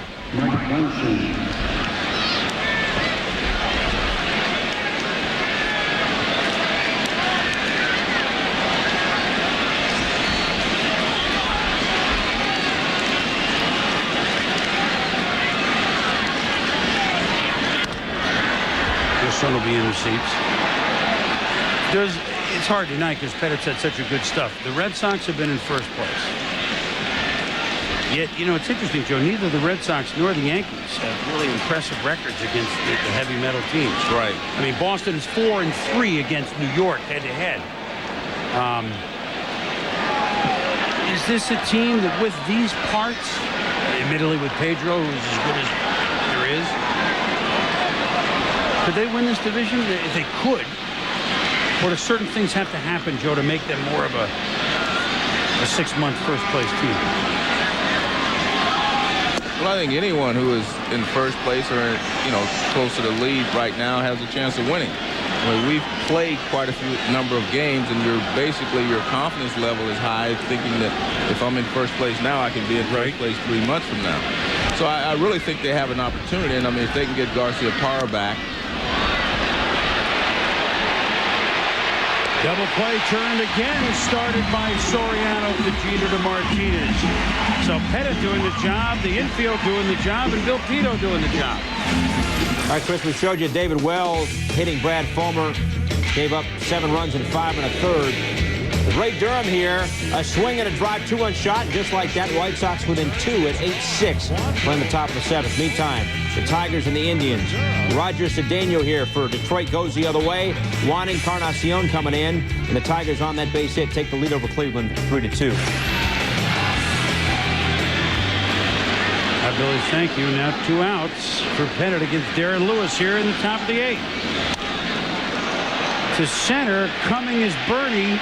He'll make the play. Williams squeezes it. 15 batters, the minimum faced over the last 5 innings by Andy Pettit. He's got the number, 5-1. 5-1 Yankees, bottom of the 8th inning. And a reminder that this copyrighted telecast is presented by authority of the Office of the Commissioner of Baseball. May not be reproduced or retransmitted in any form. The accounts and descriptions of this game may not be disseminated without express written consent.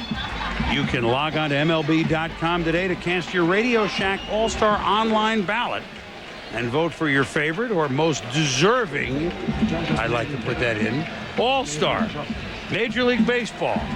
Connect with it. And certainly a pitcher that is connected with the teams that he has worked for. And certainly, Joe, I think I say this easily, one of our favorites. Rod Beck, who is new life in Boston. He's pitched well. He closed out one of the wins at Fenway against the Yankees back in April. A slim and trim Rod Beck. He looks great. He does. He's lost a lot of weight over the winter. Been a closer for the Giants. Closer for the Cubs. And he faces David Justice, who rips a base hit. Justice, one of those Yankees who've been looking to get off the schneid. Maybe that will get him going. Our Locherman key plays of the game on the night that David Cone returned to Yankee Stadium as a Red Sox and got a warm welcome on a chilly night. Pitched well, except the big blow, a 2-run shot in the 3rd by Bernie Williams. Meanwhile, after starting okay, Andy Pettit revved up the engines. Derek Jeter, 4 for 4, including a solo home run. And that's the big reason why the Yankees lead the Red Sox 5-1. Pettit has allowed just 1 run on 4 hits. And the arm always swing pendulum style for Rod Beck as he faces Posada. You know, an interesting talk with him before the game, as you might figure. I sought him out. I said, hey, you've been in Boston a little, and I forgot about the Cubs for a minute. I said, what do you think? Giants, Dodgers, Yankees, Red Sox. He goes, well, I don't know how it's been in other eras, but because I think this is different. This New York Boston is a little more juiced than either than even LA San Francisco. He goes, and Cubs Cards, which is another great rivalry, Joe, says that's more of a nice Midwest. We'd like to beat you, but we don't mean any harm to you with the fans. He goes, so I would put that one 3rd. Do you agree? In this day and age, do you agree? I'm not talking about history of Dodgers, Giants, certainly in New York. He says Yankees, Red Sox is the more... Well, he would probably have a better feeling for it. I've never played for the Red Sox, but I was part of the Giants-Dodger rivalry, and that's a pretty big rivalry. I mean, everyone there wants to beat the other one and knock the other one out of a chance to win something. And so I know that's a very big rivalry. The Boston-Yankee rivalry, I mean, I'm sure it's big, but I've never been part of that one, so I don't know. I still have to give my nod to the Giants-Dodgers. They really dislike each other. It's interesting that he would be part, and Cubs-Cards is another good one. Right. That he would be part and see all three of them up close in person. Not many can say that, actually. Certainly when he's come in, there have been some pressure situations in those rivalries. He's seen a few, too, in his 53rd year of baseball, Don Zimmer. Well, he was can part tell of you that about Dodger-Giants as well. Yeah, and a little bit of the Yankees-Red Sox, too, and a little bit of Cubs-Cards. Boy, that Jimmy Moore is thinking down there, isn't he? Or is that Elvis? Zim. Yeah, he's seen just about everything, hasn't he? Well, he's been around long enough. Yeah.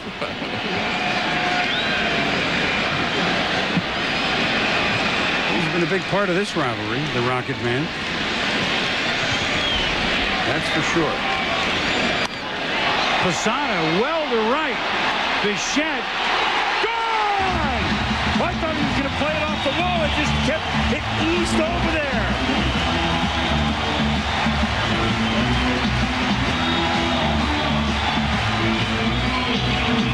What do they say, Joe? That ball had a little extra giddy up on it. I thought it was going to hit halfway up the wall, didn't you? Yeah, I think that's what David Cohn, again, is what he was talking about, how difficult it is to pitch against the Yankees in this ballpark with all the left-handed hitters to keep them from pulling the ball into those seats. Well, I mean, he goes down and gets out in front of this ball. He didn't think he hit it that well, but he looks up and Bichette is going back, and it's out of here. It actually hit up on top of the aisle up there. Jeffrey Mayer is here. He would have made the grab, wouldn't he? Well, that got out by about a foot. That's not that long out there. But nevertheless, this one is pretty much over with Posada's 7th home run. And here comes some derogatory Boston chants. Did you hear that, Joe? No. Listen. I don't know what they're saying. Oh, I do. Boston is not particularly good. I think that's what they're saying.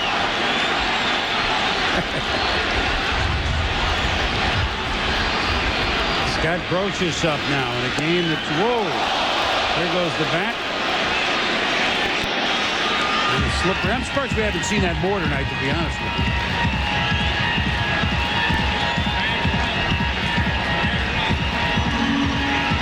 Well, he's out in front of a breaking ball, way out front, and threw the barrel of the bat at it. I'm sitting here watching the Yankees and Red Sox, and I must tell you this, that one of my fondest memories as a high school at the time, going to these games, it was a Yankee-Red Sox game, and I caught my only ball as a fan. I remember who pitched it, who hit it, and I still have it. It's at my parents' house in Greenwich, Connecticut. It was the last year of the old stadium, so it was a real Yankee Stadium ball. It was 73. Fritz Peterson was pitching for the Yankees. Louis Aparicio was playing for the Red Sox then. Little twister past first base. And it didn't hit right. It hit about a box away, and it bounded up, and I made a one-handed snag with it. And I grabbed it off the short hop, as a true first baseman should. Well, I was behind first base, wasn't I? And I caught a ball at a Yankee-Red Sox game at the old stadium off the bat of Louis Aparicio. So there you go. I mean, did you catch a ball going to games? No. I actually got bad hand. Well, no, I was out in the bleachers. I got some batting practice balls. We get there in batting practice, and they'd hit them into the seats, and then we'd chase them down on the Candlestick, old Candlestick Park. So yes, I did get one, but I never got a home run ball or a ball that was in play. Of course, then there was the batting practice ball hit at Shea Stadium last year as our set was ingeniously for the World Series right over right center field. And the Mets purposely were peppering us during the pregame show. And I think Todd Pratt bounced a one-hopper off our back. But you know what, Joe? 25 years ago this week, May 20th, 1976, this rivalry was taken to a new level when Lou Piniella bowled over Carlton Fisk at the plate. Fisk held onto it, and these are two guys who were pretty good competitors, as you know. And then it got nasty. There's Mickey Rivers naturally in the middle, and Greg Nettles just nailed Bill Lee. Bill Lee was never the same. That was Lee going off after injuring his shoulder. Some pretty big names involved in that. It was nasty. That was 25 years ago this week at Yankee Stadium. And we show that because you, as a member of the Reds, Soriano just nails it down the line, and Rod Beck has come in and gotten a tattoo. You, as a member of the Reds, beat the Red Sox in 75 and beat the Yankees in 76. And you know about the competitive nature of those two teams, although they were different type teams, weren't they? Well, I think they were different type teams in that the Red Sox, were kind of it was Carl Yastrzemski's team when we played them. I mean, and Carl was a little more quiet. Right. He had that inner fire. He wasn't, real boisterous and whatever. And I think the team took on that kind of a personality. The Yankees were a little more Bronx. I mean, things going on. Billy Martin, New York. Yeah, it was more New York type. So there were two different types of teams. Although as far as competitors. Oh, they both were very competitive. I mean, of course, a lot of the Red Sox competitors were just starting their career. Rice was hurt that series. Freddie Lynn was a rookie that when you played. Right. Fisk was, in the league behind the plate not that long. Cecil Cooper was Evans. New, and I mean, they had a lot of guys that were, Rico Petrocelli was still there. Rooster, Rick Burleson, competitor, no problem there. He was one of my faves. And then the Yankee team overtook the Red Sox in 76 with Martin's first year as managing. Piniella and I think Willie this fellow might remember. Willie Randolph might remember those rivalry days, don't you think? Well, Willie was definitely part of it.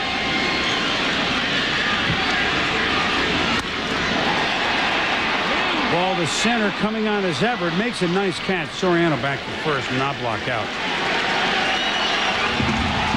And here's Jeter. Now, we said he might not have it at bat. He's never had a 5-hit game in his career. And the fans give him a standing O as well. They should. You might see a little Derek Jeter history tonight.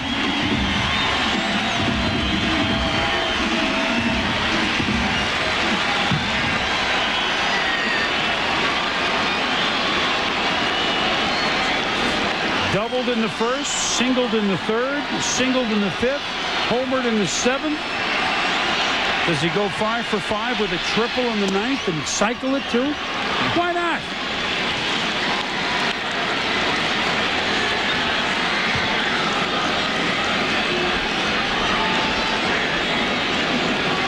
Well, as usual, the triple is the most difficult to get when you hit the cycle.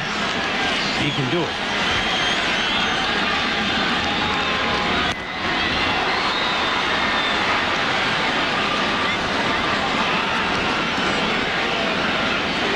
But I tell you, it's not something that most hitters think about. He wants to get another base hit, whether it's a single, double, triple, or home run. That's all he cares about, getting another base hit to get 5 in a game. Last Wednesday here on Wednesday Night Baseball, A-Rod needed only a single to get the cycle. He almost did it. Cycle night here on ESPN, or potential cycle night. I'm trying to think. I don't even know if I've ever had a teammate hit for the cycle. You don't think of Tony Fernandez as a long-time Yank, huh? That's the last cycle, though. You're going to have a variety of skills. Excuse me, that little bleeder down the right field, that probably wouldn't be. No, that wouldn't be a triple. He's going to have to hit it in the gap, right center or left center, to get a triple. He's going to do it with. Well, he wore that out, huh? No, a little slippery night. Well, if the Yankees hold on, and it's 7-1, I would say there's a good chance. They'd be a half a game behind Boston. Toronto, who's leading, although we don't know at last report, would be a game and a half behind. They play again tomorrow. Mike Mussina pitches for the Yankees against Pedro Martinez. They play 2 in Boston next week, and then a week from Monday, they'll make up last night's rainout here in New York.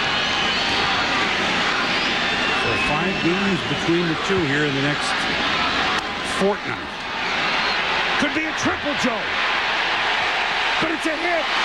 There it is. 5 hits for Derek Jeter.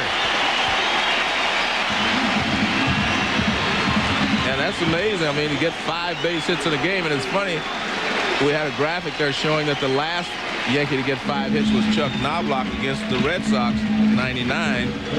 And tonight he's 0 for 5, and Derek Jeter is 5 for 5.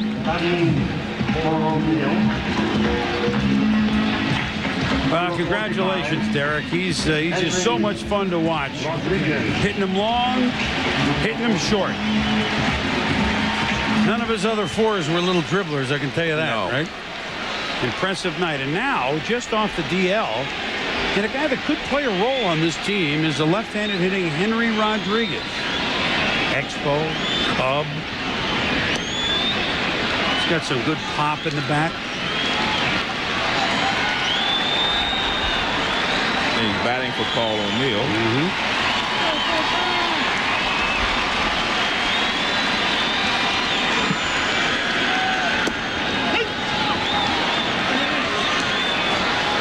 It's one of those quiet off-season moves by the Yankees. Well, they needed some more pop, off the bench. And even, I think he's going to get a chance to play some left field for a while. Well, there's some pop, a screamer that's foul down the right field line. Yeah, traded Shane Spencer. Remember that Glenn Allen Hill. Of course, Canseco wasn't going to be back, but those were some of the characters we saw last year. A reminder, Brian Kenny has the duty tonight with Soup. Soup's on following us. Baseball tonight at 10 Eastern or whenever we're done, and we're right about schedule for that. Rich Eisen, Stu Scott, Sports Center following that at 11 Eastern. Then you double dip the Ernie Banks version of baseball tonight. That's Rip Well, too. Lansing is there. Rodriguez gone. Derek Jeter, 5 for 5. Congrats. Every Monday, it's Monday.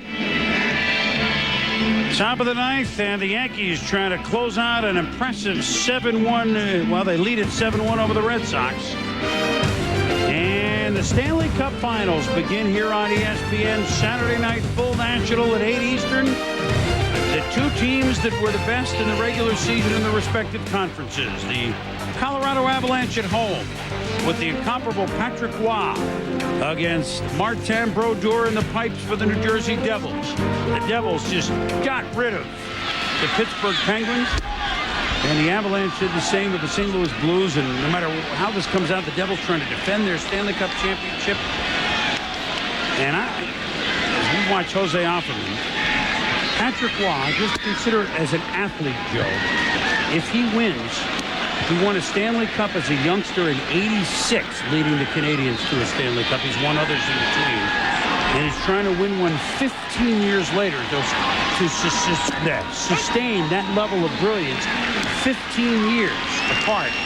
I don't care what sport you play, that says a lot for you. And that's what Roy and the Avalanche are going for. And Ray Bourque trying to win his first cup. But oh, by the way, the Devils trying to win their third since '95. Ron Brodeur, you like net minding? Watch this series. You like pitching? Watch what Andy Pettit's done tonight. He's pitched great.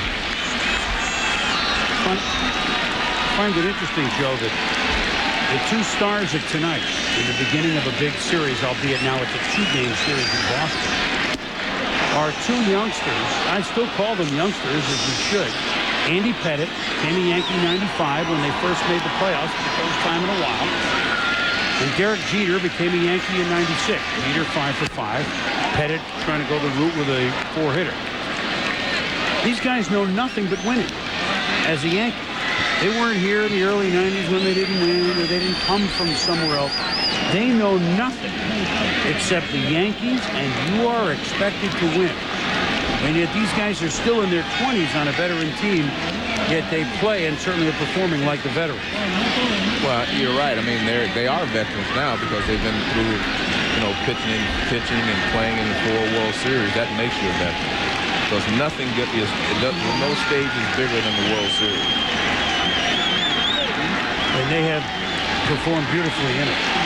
Jeter and Pettit and these Yankees. You wonder if this Yankee run doesn't begin if they do not. Remember the World Series against Atlanta in '96? Pettit won that big 5th game against Smoltz, 1-0 down in Atlanta. That opened the door. Well, David Cone was a big part of those Yankee teams as well. David pitched a very important game down there as well. In that series we're talking about. And that was David's line returning as a Red Sox. Pretty good, but he'll get the loss. And he better than anyone knows what kind of team he's trying to beat, even though the Yankees trail in the standings at this particular juncture to Boston.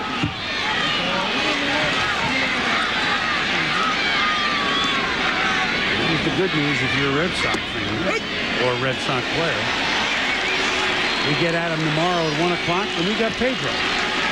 Well, when you have Pedro, I mean, that always makes you look forward to tomorrow. And you also have Manny Ramirez to help Pedro with some run production. Fly ball to center by Valentin. 1 down. What Valentin is trying to do is very difficult, Chris, because not only is he trying to come back and hit, but he's also coming back at playing shortstop. And you have to give all your concentration to shortstop when you're in the field defensively. And it really, I mean, it's a very difficult job to do. I mean, if he was coming back as a third baseman where he's been the last few years, it would be easier. But the fact that he has to play shortstop and come in and try to hit, it's very tough to do, especially since he missed all the spring training.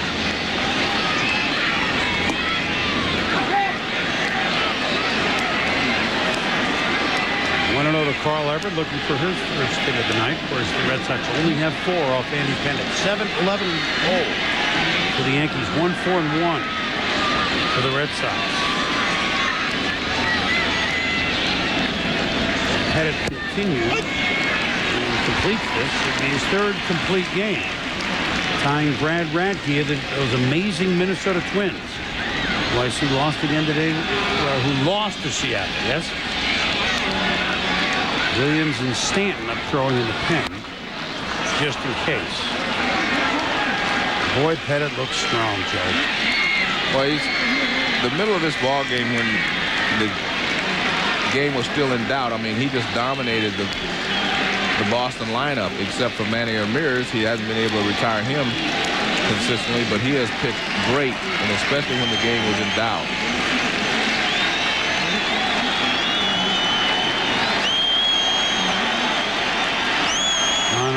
Misty, cool, rainy night between two first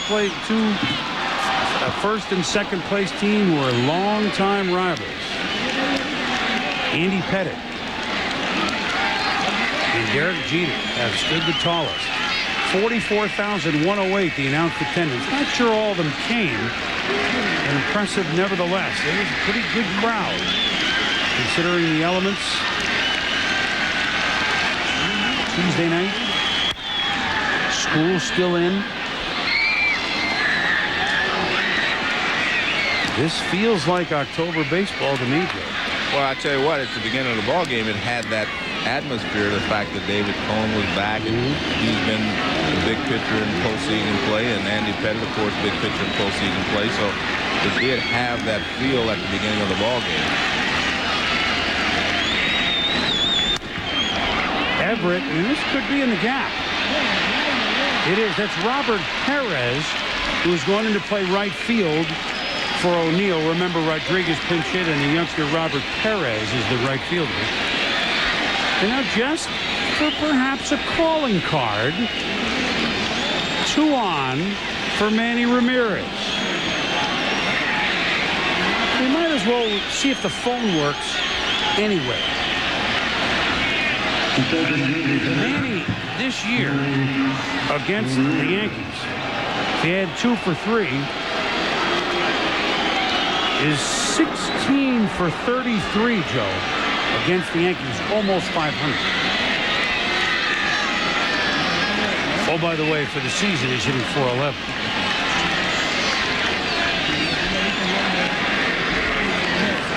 Well, so far, Pettit has pitched him inside, and he jammed him. But Manny was able to get a base hit, and then he went away, and he hit one down the right field line. I look for Manny to try to get something that he can turn on this time. Pettit only 106 pitches. So that's really not a problem. The problem, if you call it that, with a 7-1 lead, Offerman's at third, Everett's at first.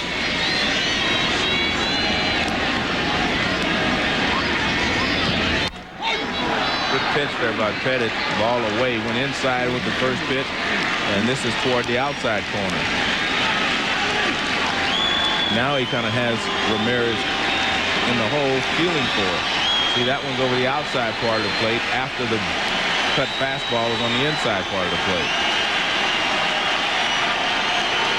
You know what? They stay into it here, don't they? It's fun to come here and do a game, watch a game. Everybody here is here because they're into what's going on in the field.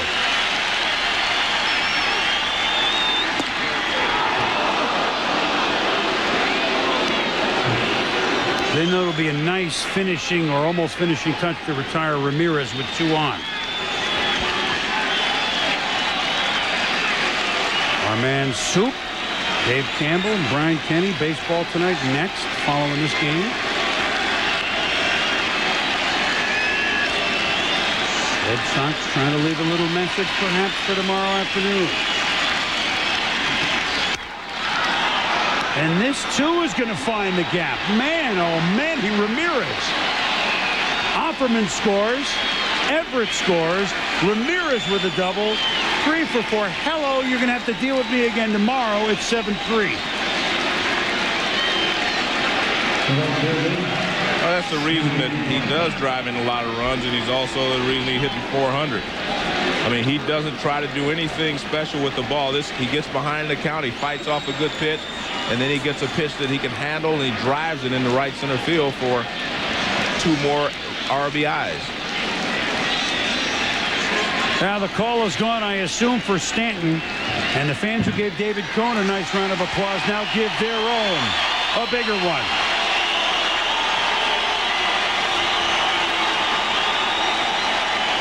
We'll be back. Best crackers in the world can do this in 60 minutes. I need someone who can do it in 60 seconds. You're kidding. Go. 45 seconds. Andy Pettit couldn't quite close the deal, though he leaves in good command of a 7-3 lead. And in will be a guy that has never lost his touch. And that's the left-hander Mike Stanton. And you see the numbers, Joe, 1.75 ERA, and he has just continued to roll. But 26 strikeouts in 25 2/3 tells you that he's throwing the ball well. He's always had a good fastball. Now he has a changeup to go with his slider. You know, Mike Stanton from 91 on, Joe, has played for 4 different teams, all right? So it's not like he stayed one place. Atlanta, Boston, actually, for a year, Texas, and now the Yankees. Do you know that he's been in the postseason every year since 91? Every year. Every year. And like I said, he's been in the postseason every year. He's been in the bigs as well. Andy Pettit. But, I mean, that's amazing. Every year since 91, Braves, 91, 92, 93, Striker, 94, Red Sox, 95, Texas, 96, then Yankees from then on.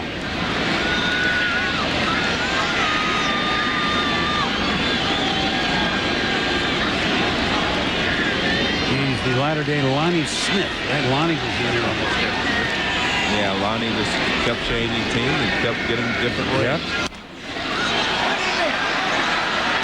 Dante Bichette fouls the first pitch off from the lefty Stanton. Not a save situation, if you're wondering. Baseball tonight after us. Soup and Brian. They might talk a little bit about, or they might talk a little bit about these two fellas. Derek Jeter, 5 for 5. Andy Pettit, 8 1/3. Manning, 3 for 4.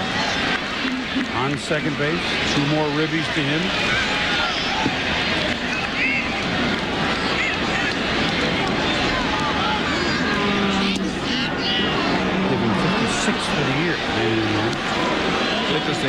most of the people that have chased 400 have been left-handed hitters. You know, George Brett, Rod Carew, Todd Helton, you know, most of them have been left-handed hitters. It's interesting that, Tony Gwynn, it's interesting that Manny Ramirez obviously is the first of the right-handers to stay in that area for a long time. How close was Kirby? Probably not to 400. No. Won batting titles. Yeah, but 400. Edgar wasn't at 400. Edgar Martinez at 370, but never won batting titles as well. But I mean, 400 is that's a big number. Yeah. I love that he came in hitting 406. I thought that was just very fitting. He's had some good numbers in his department too, hasn't he? Mariano Rivera. 1-2 pitch to Bichette.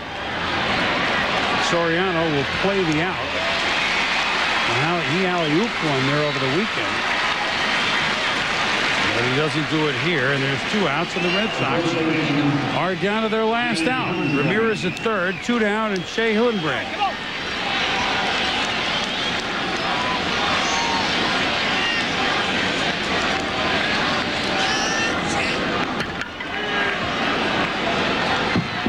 For 3 tonight for the young third baseman from Arizona.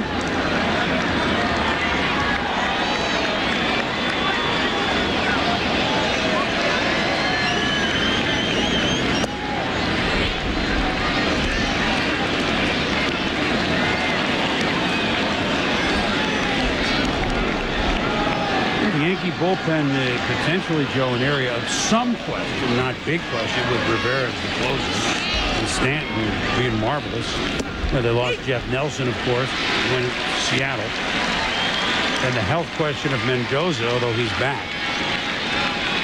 So there's a piece or two that's not in the same line as other years. If you're looking for real faults in what's a pretty solid ball club. I love when the Yankees worry about their 5th starter. Yeah, a lot of teams worry about their 2nd starter. Well, I think with the Yankees, you know, you're in a situation, if you're the Red Sox and Toronto and these teams in the American League, you're trying to figure a way to keep them out of the playoffs. Because if they get in the playoffs, they have to be favored because they've been there before, they know how to win, and they know how to play in the postseason. So your real hope is to try to keep them from getting into the postseason. 8th time they have met this season. If the Yankees finish it off, the Yankees and Red Sox will be 4-4. Oh, what a play by Brocious. What a way to end it. A fielding gem on top of a pitching gem by Andy Pettitte, on top of a hitting gem by Derek Jeter on a night when one of the old favorites, David Cohn, came back but took the loss.